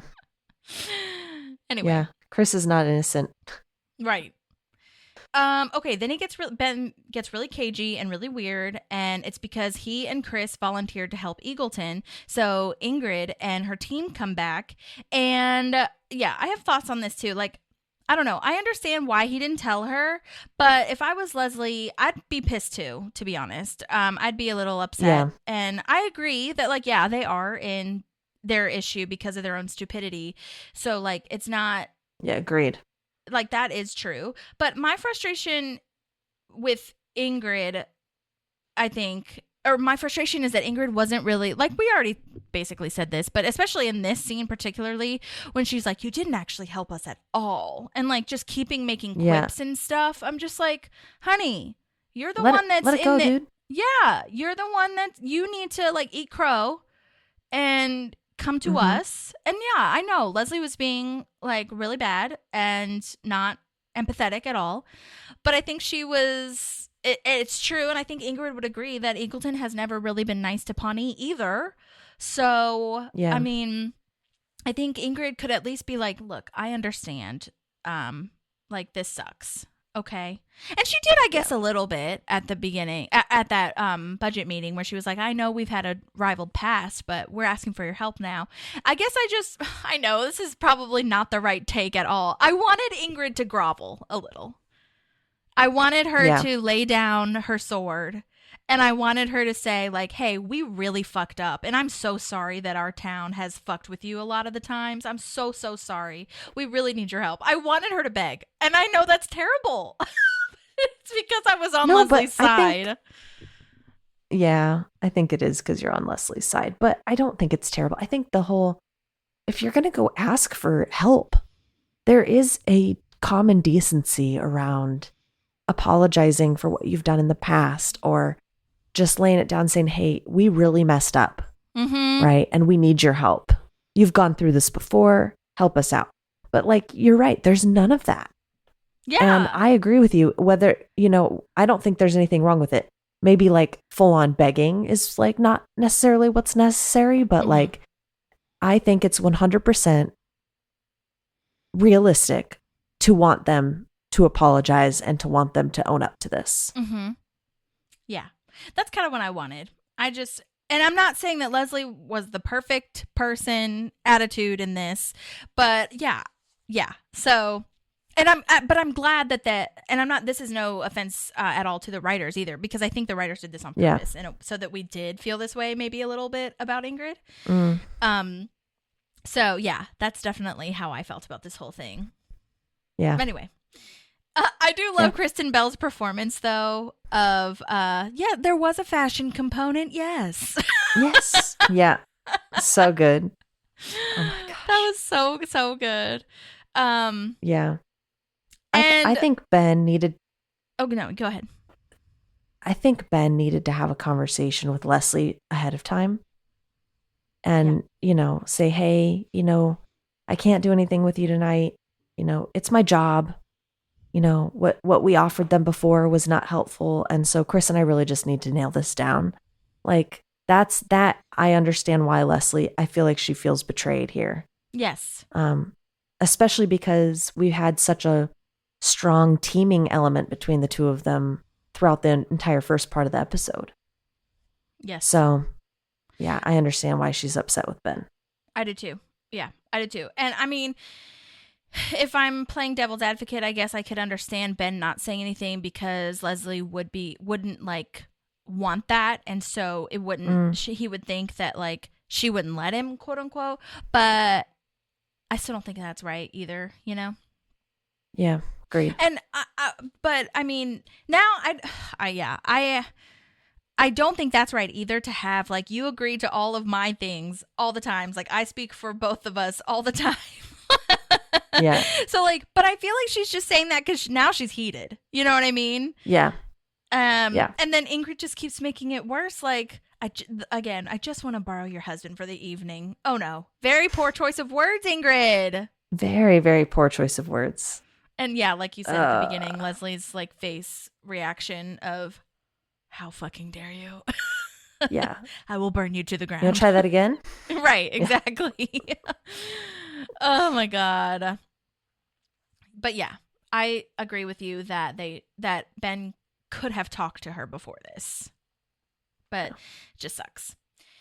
Okay, so now we are getting to the portion of Anne and April driving back. They have this deep moment where April explains like Anne is really mad that Anne's not following through, and April is explaining it's not about following through. It's just that she had a gut feeling, and that's how she makes all her decisions. And I 1000% agree with following your gut because you're right. And she's right. The gut really most of the time is right, and you should absolutely listen to it.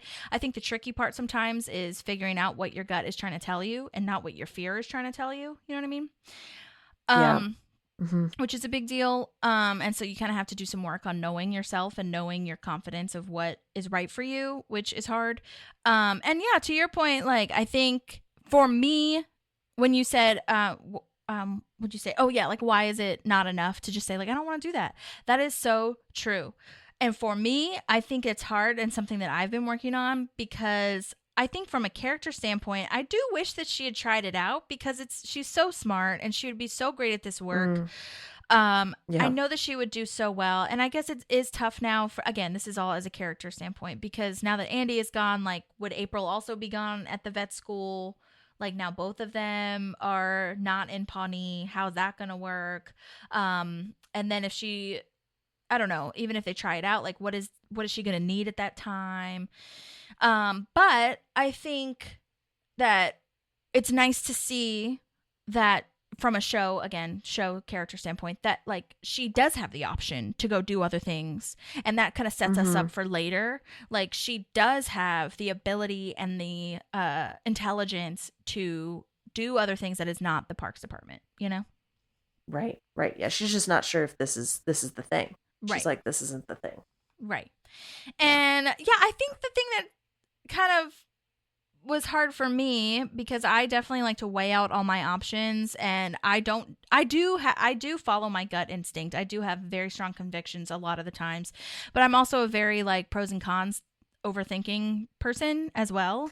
And for me, what was tricky to watch was how blasé she was being about it because and it's not because of April really, it's just because I can't relate. I don't know how you do that, how you just say like, no, I can't, I'm not going to do that. I like for this big decision, to me, it feels like a big decision. It's not like I don't want to go out to eat tonight, you know? And so I think that was kind of the opposite of how I make my decisions. So I can absolutely sympathize and I absolutely understand that the gut reaction is, what you should follow for sure, especially as she explains it.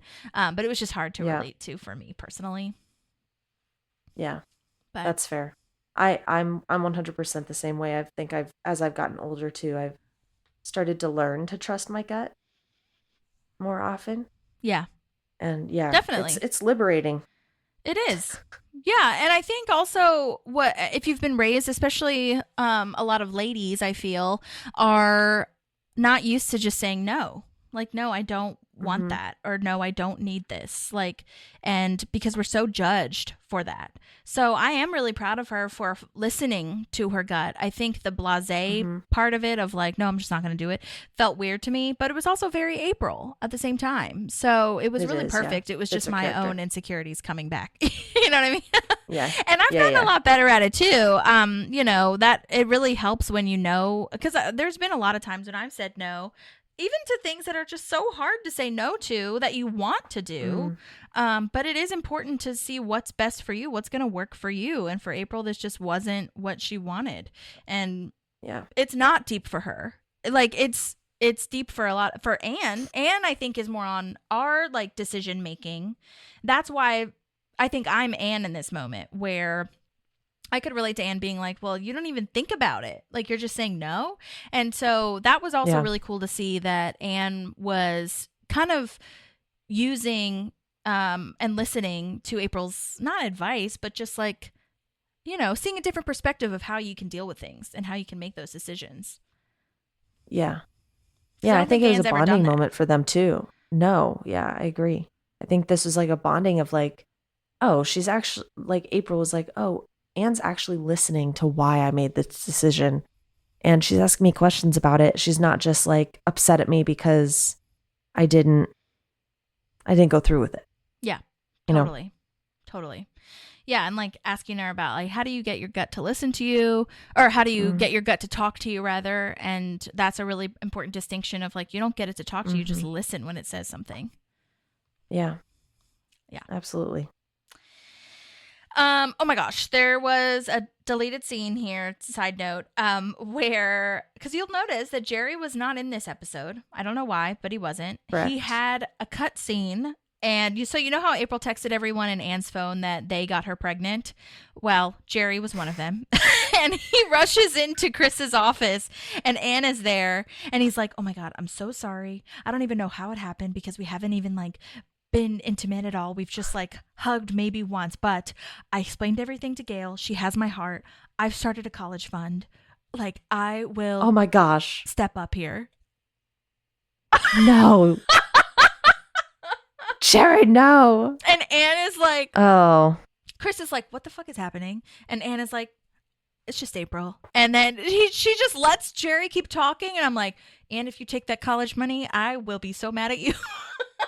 Yeah, for real. I feel like this keeps happening to him. Like he runs away when they're doing the like emergency thing to save Gail and everybody, and nobody like stops him. I know. Oh, Jerry. It's the same vibe here for me. Yes. But I did think it was kind of a funny deleted scene, but I'm glad that it's not in there. Although, as much as I would like Jim O'Hare to have been in this episode, I don't know what happened with that. But yeah. Yeah. Okay, so do you have anything before we get to the game? No.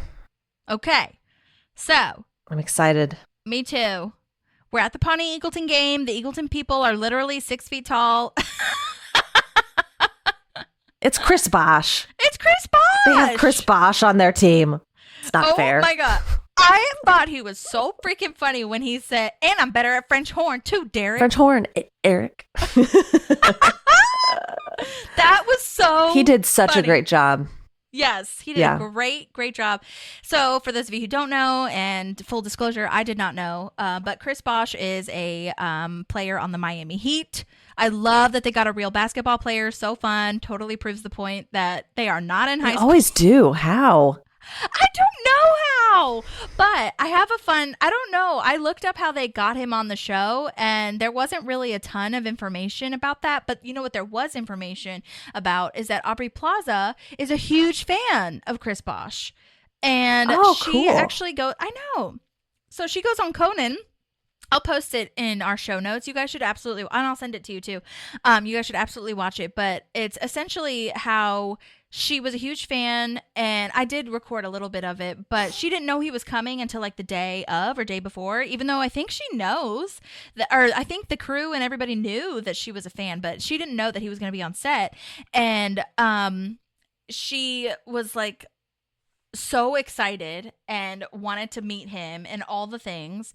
And hold on, I'm just gonna play this brief clip for you because it's so funny, and then you should watch the full version too. Yes. He was late or something, and I was just kind of fidgety and nervous. So I was like, well, I know what I'll do. I'll do a hilarious bit where I dress up like the hair person, and I pretend to be the hair person. Right. But he'll know it's me because I'm me. Right. So the minute... And he's on the show, and you're one of the stars of the show, and he'll get, everyone knows who I am. Right. So he'll just know. Right. And so I took the hair person, Helena's sweater and her glasses, and I created, I did a 10-second creation of a character, which I'm sure you do a lot. And I just came up with some mannerisms. Put a lot of thought and time into my characters, thank you. Arr, there's my pirate, and then go. All right. And then he came in, and I was like, doing my character, but thinking that immediately he'd be like, oh, it's Aubrey Plaza. And he did not recognize me. Mm-hmm. So I kept playing the character to the point where I did his hair. That's hilarious. Yeah, so she was really sad that she never really got to I think she was so nervous. She said she never really got to say I'm not the hair person. I'm sure that he figured it out later. In that That's same so interview, I know. In that same interview, she says that she was tweeting at him once a day, once a week, before the show, and then when he came on afterwards, she tweeted again at him hey, that was actually me, and she didn't hear a response, so she was like, oh God. But this was also after the show aired, so I don't know. Okay. Maybe I'm sure it's all been cleared now. Maybe I don't know. Maybe not. Maybe not. But there is a picture. I took a picture of it because it was online, and it's so funny of them standing next to each other, and it looks so cute. Oh my God, he's so tall. Oh, cute. Yes, yeah, I'm sure he's 6'7". Oh my God. But yeah, so that's so funny that she's a huge fan. I wouldn't have thought that. No, yeah, that's so funny. But Aubrey Plaza is an enigma, so I love that about her. She is, yeah. But yeah, I thought that was so funny that I found that clip because cool. I did not know that. So fun. That's one of my most favorite background things I think I've found. It's a good one. Anyway. Yeah, so anyhow, okay, so they're at the game. They're talking about their whole situation with her not feeling like Ben is on her team. And I love this. I love that Leslie expresses her feelings here and explains why she's feeling the way that she did and why she reacted the way that she did. And I also love that the writers included us in this conversation. Yeah. Because that needed to happen too. I agree, seeing him with Eagleton after she's expressed this hatred and kind of not hatred but disdain. Well, to her it is probably hatred, but disdain and disrespect. I think that's the biggest part of it. It's just so disrespectful, I think, what she feels, or at least that's how I feel. Maybe I'm projecting, but it would make me feel this way too. And I like that she points out, especially with all the recall stuff going on, feeling like everyone's out to get her.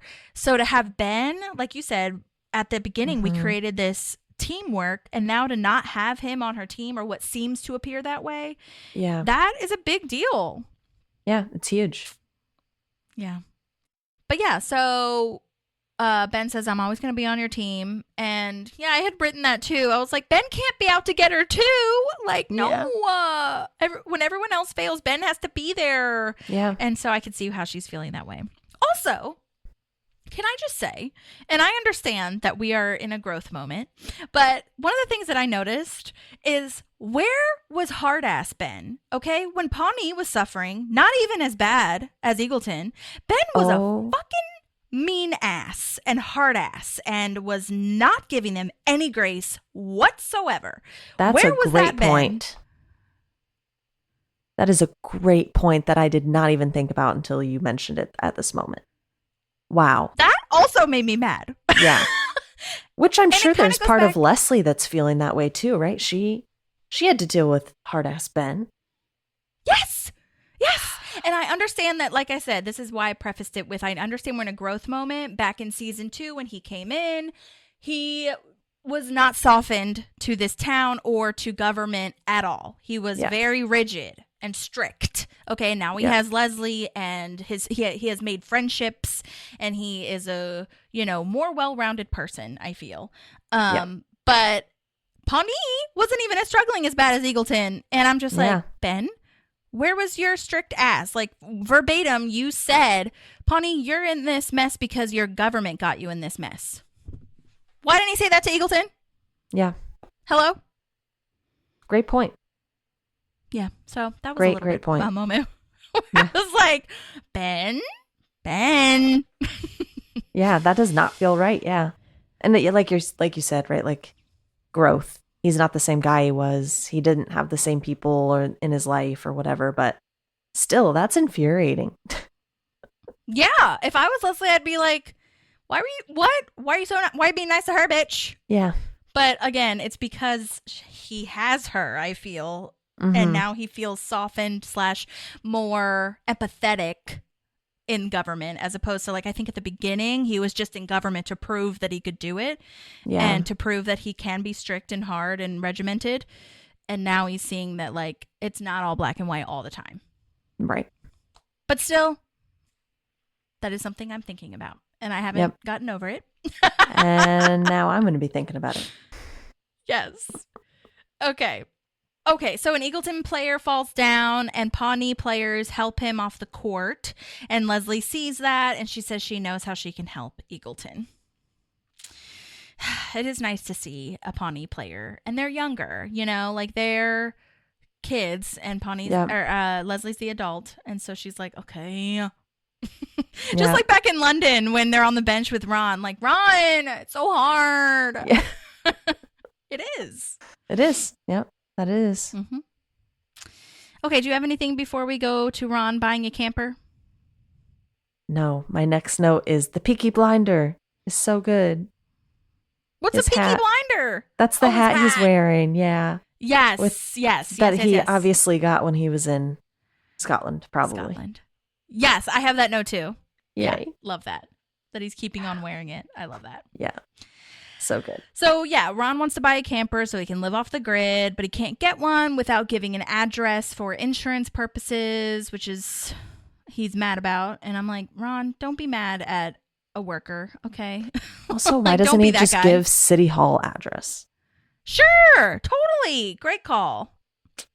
Stupid. One and done. Let's go. I guess because that could be traced back to him too. I don't know. Yeah. Or use that P.O. box. Could you use a P.O. box? He said his family has a P.O. box. Yeah. But he probably doesn't want it linked back to him in any way, shape, or form. Yeah. I don't know. know. Just put like the White House's address. I don't know. Some random ass address. Yeah, just give him something, Anyway. dude. Yeah.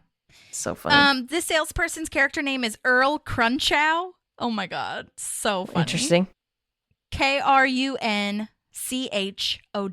Crunchow. He is played by the actor Jason Duplessis. He's been in Angie Tribeca, Men of a Certain Age, Flytrap, among other projects. He's awesome. He actually sent in voice memos, but I didn't get a chance to do he sent that. I saw it right before we were recording, and I was like, I didn't have time. But I'm gonna play his voice memos on the next episode, and I'm also probably going to get voice memos from Poonam, who played Laura at the vet school. So I'm gonna do a whole section on them in our next episode. So stand by for that. But thank you for all of the communication. Okay, and then. Oh, yeah, I already said the projects that he's been in. Okay, so yeah, this is where Diane comes in and gives him the lowdown, and I love this. I love how she is like, hey, you can't do that. Like, there's such valid details, like you have a wife and kids now. You can't be off the grid. You have to be at least reachable to us. She had a flat tire. Yeah. I'd be pissed too. I have a flat tire and I can't reach you. Come on. You know? Yeah. Yeah. You have to be on our grid. I like that. It's like you don't have to be everybody else. You don't have to be there for everybody else. You have to be there for us. We're your family. Mm-hmm. And he needs that reminder. He's been alone for so much of his life, you know? Yes. So. Yes. I agree. I absolutely agree. Okay, so love that. Okay. Oh, I wrote a note that the Yucca Mountain School District is adequate. I love that line too. Like not even decent or good, just adequate. Adequate. Adequate. Because he wants to move under the tunnels or whatever he says. Yeah. What is Yucca Mountain? I don't know. My God. I just Googled Yucca Mountain and the first thing that comes up is Yucca Mountain Nuclear Waste Repository. That's what in Nevada. Oh, that's why it's funny because there's no way he should live under there and nobody would ever live there because of it. And no one would my God. definitely nobody would ever visit him. Right, correct. It's a desert location far from population centers with a closed hydraulic basin and surrounded by federal land. It is also situated deep underground and protected by natural and engineered barriers. Okay, this makes sense. I wonder if that's what The Hills Have Eyes is based off of. I don't know that I'm familiar with The Hills Have Eyes. Don't watch it. Is it a TV show? A movie? What is it? No, it's a scary movie. Don't watch it. Yeah, don't watch it. Nope. I do it. I probably could have handled it better before I had Killy. I can't. No. Yeah. I don't recommend. It's rough. Yeah. Okay. Thank you for warning me. I will not be watching that. Mm-hmm. Yeah. Yeah. But the vibe is that all these people are like mountain people and they live where all the nuclear waste has been. And so now they're like mutated. Oh, fuck. Yeah. Or do they all start like killing each other? Spoilers. Tell me the spoilers. They like kill and I think they eat people who come into their little mountain area. And this family gets stranded out there. That's what happens. Oh my God. No. Yeah. Okay, well, good to know. Ron, you can go live there by yourself, but you have people to think about, so no, you cannot. Oh my God, that makes sense, though. I'm glad we looked that up to know why that was, like, funny. Yeah, that's like, good. clearly no one will live there, and you can't be taking Diane and the girls there. Okay, got it. No. All right. So this is where the big news, lightning bolt energy happens. Eagleton will be dissolved and reabsorbed into Pawnee. I don't think I saw this coming at all. No. Like when she said, I know how we can help Eagleton. I did not see that coming. I think that's no. I think it's good. I think it's pretty brilliant. Yeah. And it's sad. it is. Yeah. It's going to be a whole uphill battle. Yes. But yeah. Yes. Yeah. You got to do what you got to do. Right. Right. And I do love that Ben has this whole moment of like, if you don't want to do this, we don't have to do this. Like, are you sure? And Leslie's like, well, I think we should because it's the best thing, but also it could, if it works, I could like turn back around.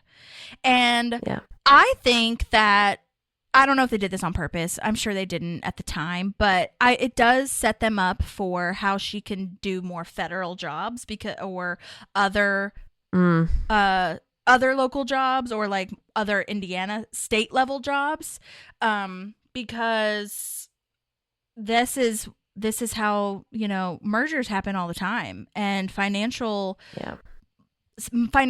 and economic stress is like a huge platform for so many politicians, especially locally. Like, how are we going to make sure that everybody doesn't have their taxes and how we have enough money for infrastructure, roads, buildings, whatever. And so I think that could set her up for a lot of good things down the road, which it does. I mean, we don't really talk about it like as this being part of her resume, but like it's kind of implied. Like when Jen says like all this stuff that you've done is like federal level shit, you know? Yeah. Yeah. Well, I think it shows that she can make the hard decisions too. You know?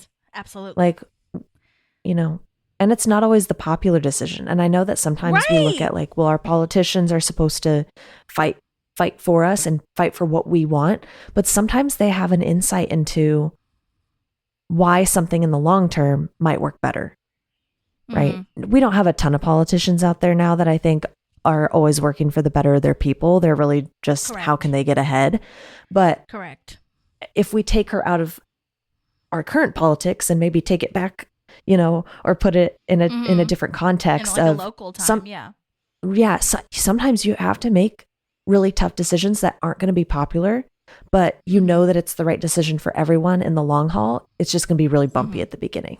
And I think totally. you have to be able to make those decisions to move up. Yeah, and also in the end of the day, like, it's saving a town. Yeah. Like, people, and like, that's what I want to focus on, is that they are going to lose their jobs, they're going to lose their livelihoods. And if people lose their jobs, like we've seen with unemployment, they're going to falter. They are not going to live lives. They're going to lose their insurance. They're going to lose their homes. They're going to not be able to feed their kids. Like, that is a big deal. And so, I mean, that's what I want to focus on, and what she ran her platform on. I want to focus on your hopes and not your fears, or your dreams and not your fears. You know what I mean? So, like, I think that is such a important piece of this. And hopefully Pawnee can get behind it too, and see, like, these people are people too, and these people need help too. These people have to eat and live their lives too. And hopefully Eagleton can be like, not paying their butlers and have to make some changes. I think Eagleton is going to have to make some changes too, which is going to be really hard for them. So they need to cowgirl up. Okay.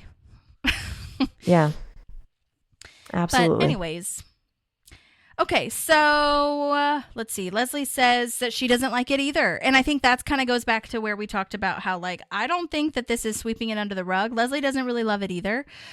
She's extra, like, offended when Leslie says what did she say? Like, she has super shiny. Oh, yeah, that extra in the back. Like, when they said, I hate their stupid shiny hair. And she, like, the extra touches her hair. Like, she's offended. Yeah. I thought that was really funny. That made me laugh out loud. That's good, yeah.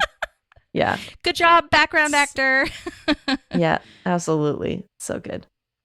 And then we have a bunch of our people, our townspeople, and Mel, Red Face Man, is there. So fun to be on set during all of this. This is his last episode. Oh, no. I know. I reached out to him, and I, just wanted to thank him for all of the things that he has given us in the past, as far as, his time and energy and talking to us about the show. We did a full interview with him. He is the one, if you're new here, that said, I hate the one at a time system. Oh my gosh, it's so funny. It's so funny. Oh, God. He just wants chaos. He just wants people yelling. Right, exactly. It's so smart. So anyway, he is still doing improv in LA. I will post his Instagram on the show notes so that you guys can follow him if you live in LA.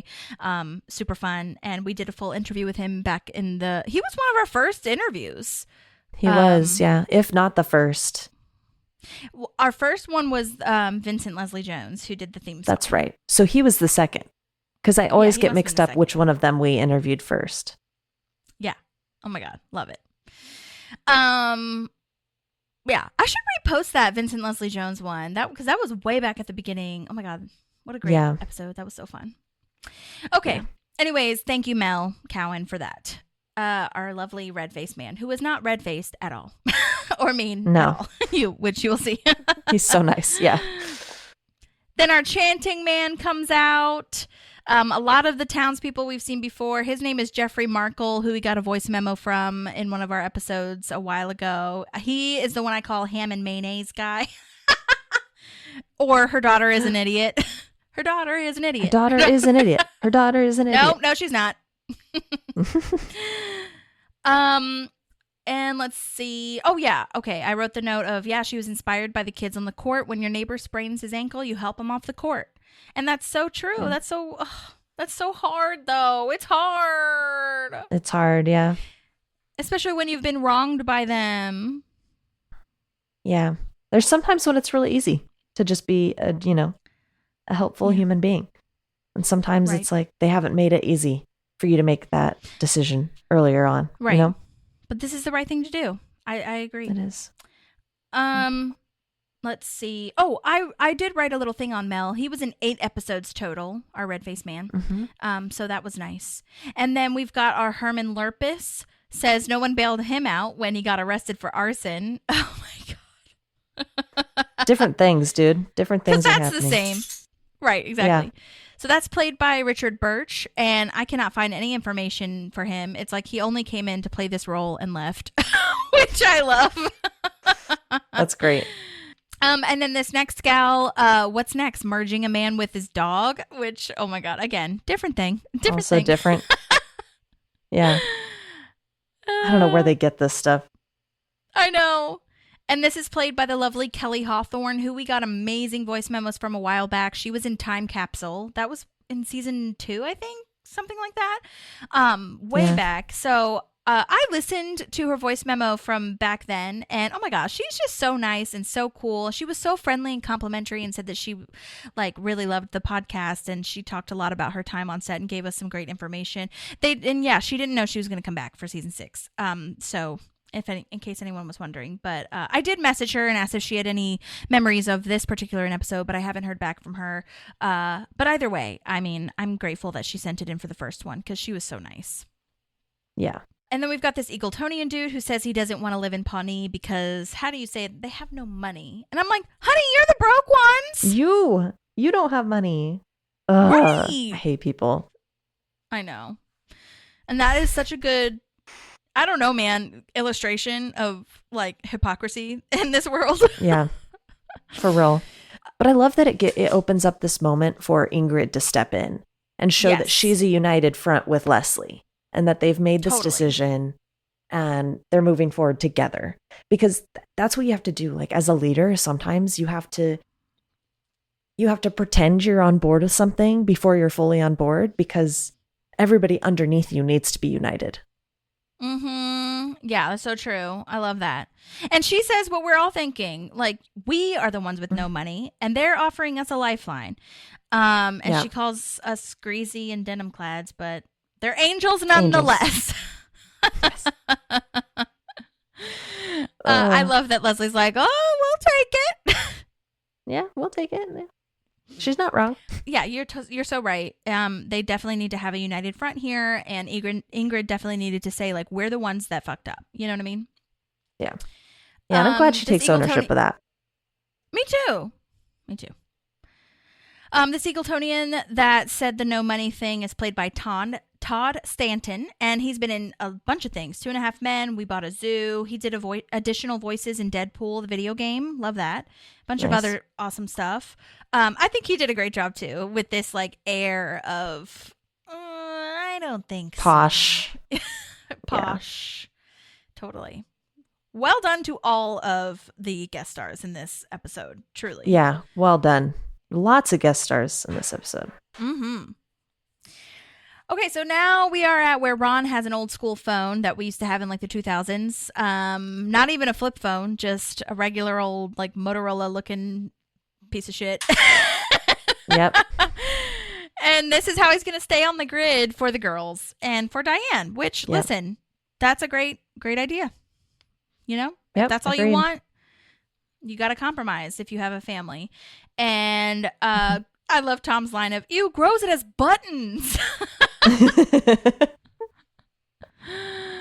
Which don't act like you didn't have a phone with buttons at some point, Tom. Right. Agreed. We all started the whole that way. Cell phone belt clip. Yeah, we all started that way. Yeah, that I never had. Clip. Me neither. It's such a dad thing, though, so it's perfect for Ron. It is, yeah. Yeah, it fits his vibe for sure. Yes. And the girls are there, and Diane's explaining, like, if you ever need to get in touch with him, this is how you do it. It's very nice. Do you have anything before we get to Anne talking to Chris? No.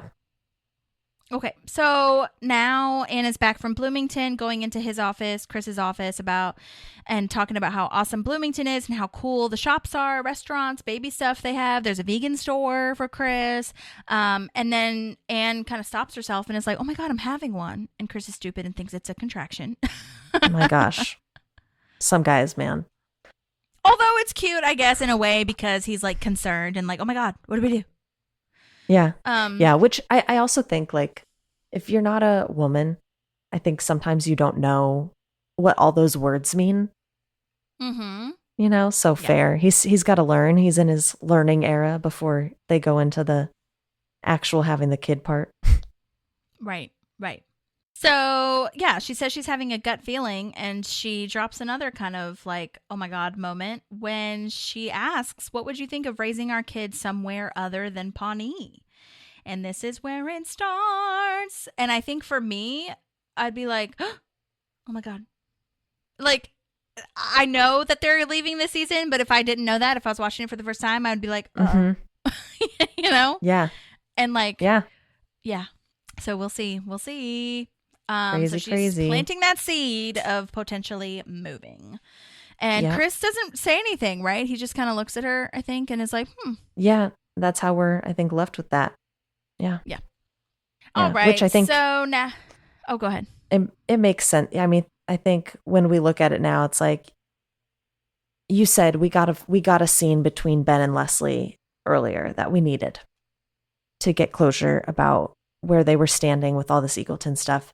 And I think it just shows you that it's not, again, it's nothing against the writing, but it's like they got to get Chris and Anne out. So how fast can we get all this done? Whereas Leslie and Ben are getting the time and energy of making sure that we're still along the ride for the relationship. Yeah. Right. Yeah, that makes sense. Oh, Anne and Chris and their many troubles that I have. Yeah. Real. Anyways, okay. So back at City Council, Ingrid is saying thank you, and Eagleton did win the basketball game, so she's kind of jokingly saying, like, you better pay up. And Leslie's like, oh, can't do it. You can't have the apples. They're bad. They were recalled for G. coli. You mean E. coli? You mean E. coli? Oh, I wish. Much Way easier to treat. Gosh, it's so bad. Welcome to Pawnee. And Ingrid's face of like, oh God. Oh no. Yeah. It's so funny. No. But I guess technically, yeah, dude, that's a whole thing, man. Like, I was gonna say, because technically everyone will still live in their Eagleton places or like geographically. So I wonder if they're gonna start though using all of Pawnee's methods for like the orchards and stuff in Eagleton, or like the, agriculture farms and stuff like that. So yeah, it's a good question. Yeah. Yeah. So we're left with a bit of like, oh shit, okay, here we go. What's happening? Kind of vibe. Yeah, how this is gonna happen. Yeah. Oh, so that was all I have for season 6, episode 3. Do you have anything else? No. Okay. Well, the reason I ask is because I was going to move on. So if you need to stop listening now, that's fine. But I was going to talk about how I'm a little bit further into Agatha all along. And I really think that Aubrey Plaza is like one of the reasons why I'm keeping on watching it, because she's so good. I really love her in this. Is she? In this show? Oh, yeah. That's awesome. I mean, and I don't know. It's just one season, right? Yeah, it's just one season. I think it's only like 8 or 9 episodes, something like that. Maybe 10 maximum, but I don't even think it's 10. And I don't know. I think the production is phenomenal. They clearly had a lot of money to spend on this show. And the cast is really good. I really like, there's this one girl, if you are familiar with the show, anyone listening, there's this other like Asian gal who plays the protector witch, and her and Aubrey Plaza, and obviously Catherine Hahn. Catherine Hahn's just kind of like circled into obviously why I'm watching it, but her and Aubrey Plaza are like the reasons I'm watching it, and it's so good, and I love it so much. And Catherine Hahn and Aubrey Plaza's like dynamic is so cool to watch. I love seeing them act together, so I absolutely would say to watch it. And I will say it's probably not like my most favorite like Marvel thing ever, but it's like each episode is an escape room kind of thing. They like have to get out of situations. Yeah, that's so cool. It's really interesting to watch them do it, and like I love witches, so that's really interesting too. So yeah, why not? So, anyway, so very I highly cool. recommend that. But yeah, well, so much parks that was it. Overlap. I know. Yay. So much parks overlap. I love it so much. Okay, everyone. Well, thank you so much for listening. We will see you when we see you next time. And let us know if you have any questions. Please rate, review, subscribe, all the things. Thank you for everyone to the guest stars that I reached out to. So I will definitely give them their due time next week. Or whenever we have our next recording. But yeah, we'll talk to you soon. Bye. There's a Rick and some pals, and there's also therapy too.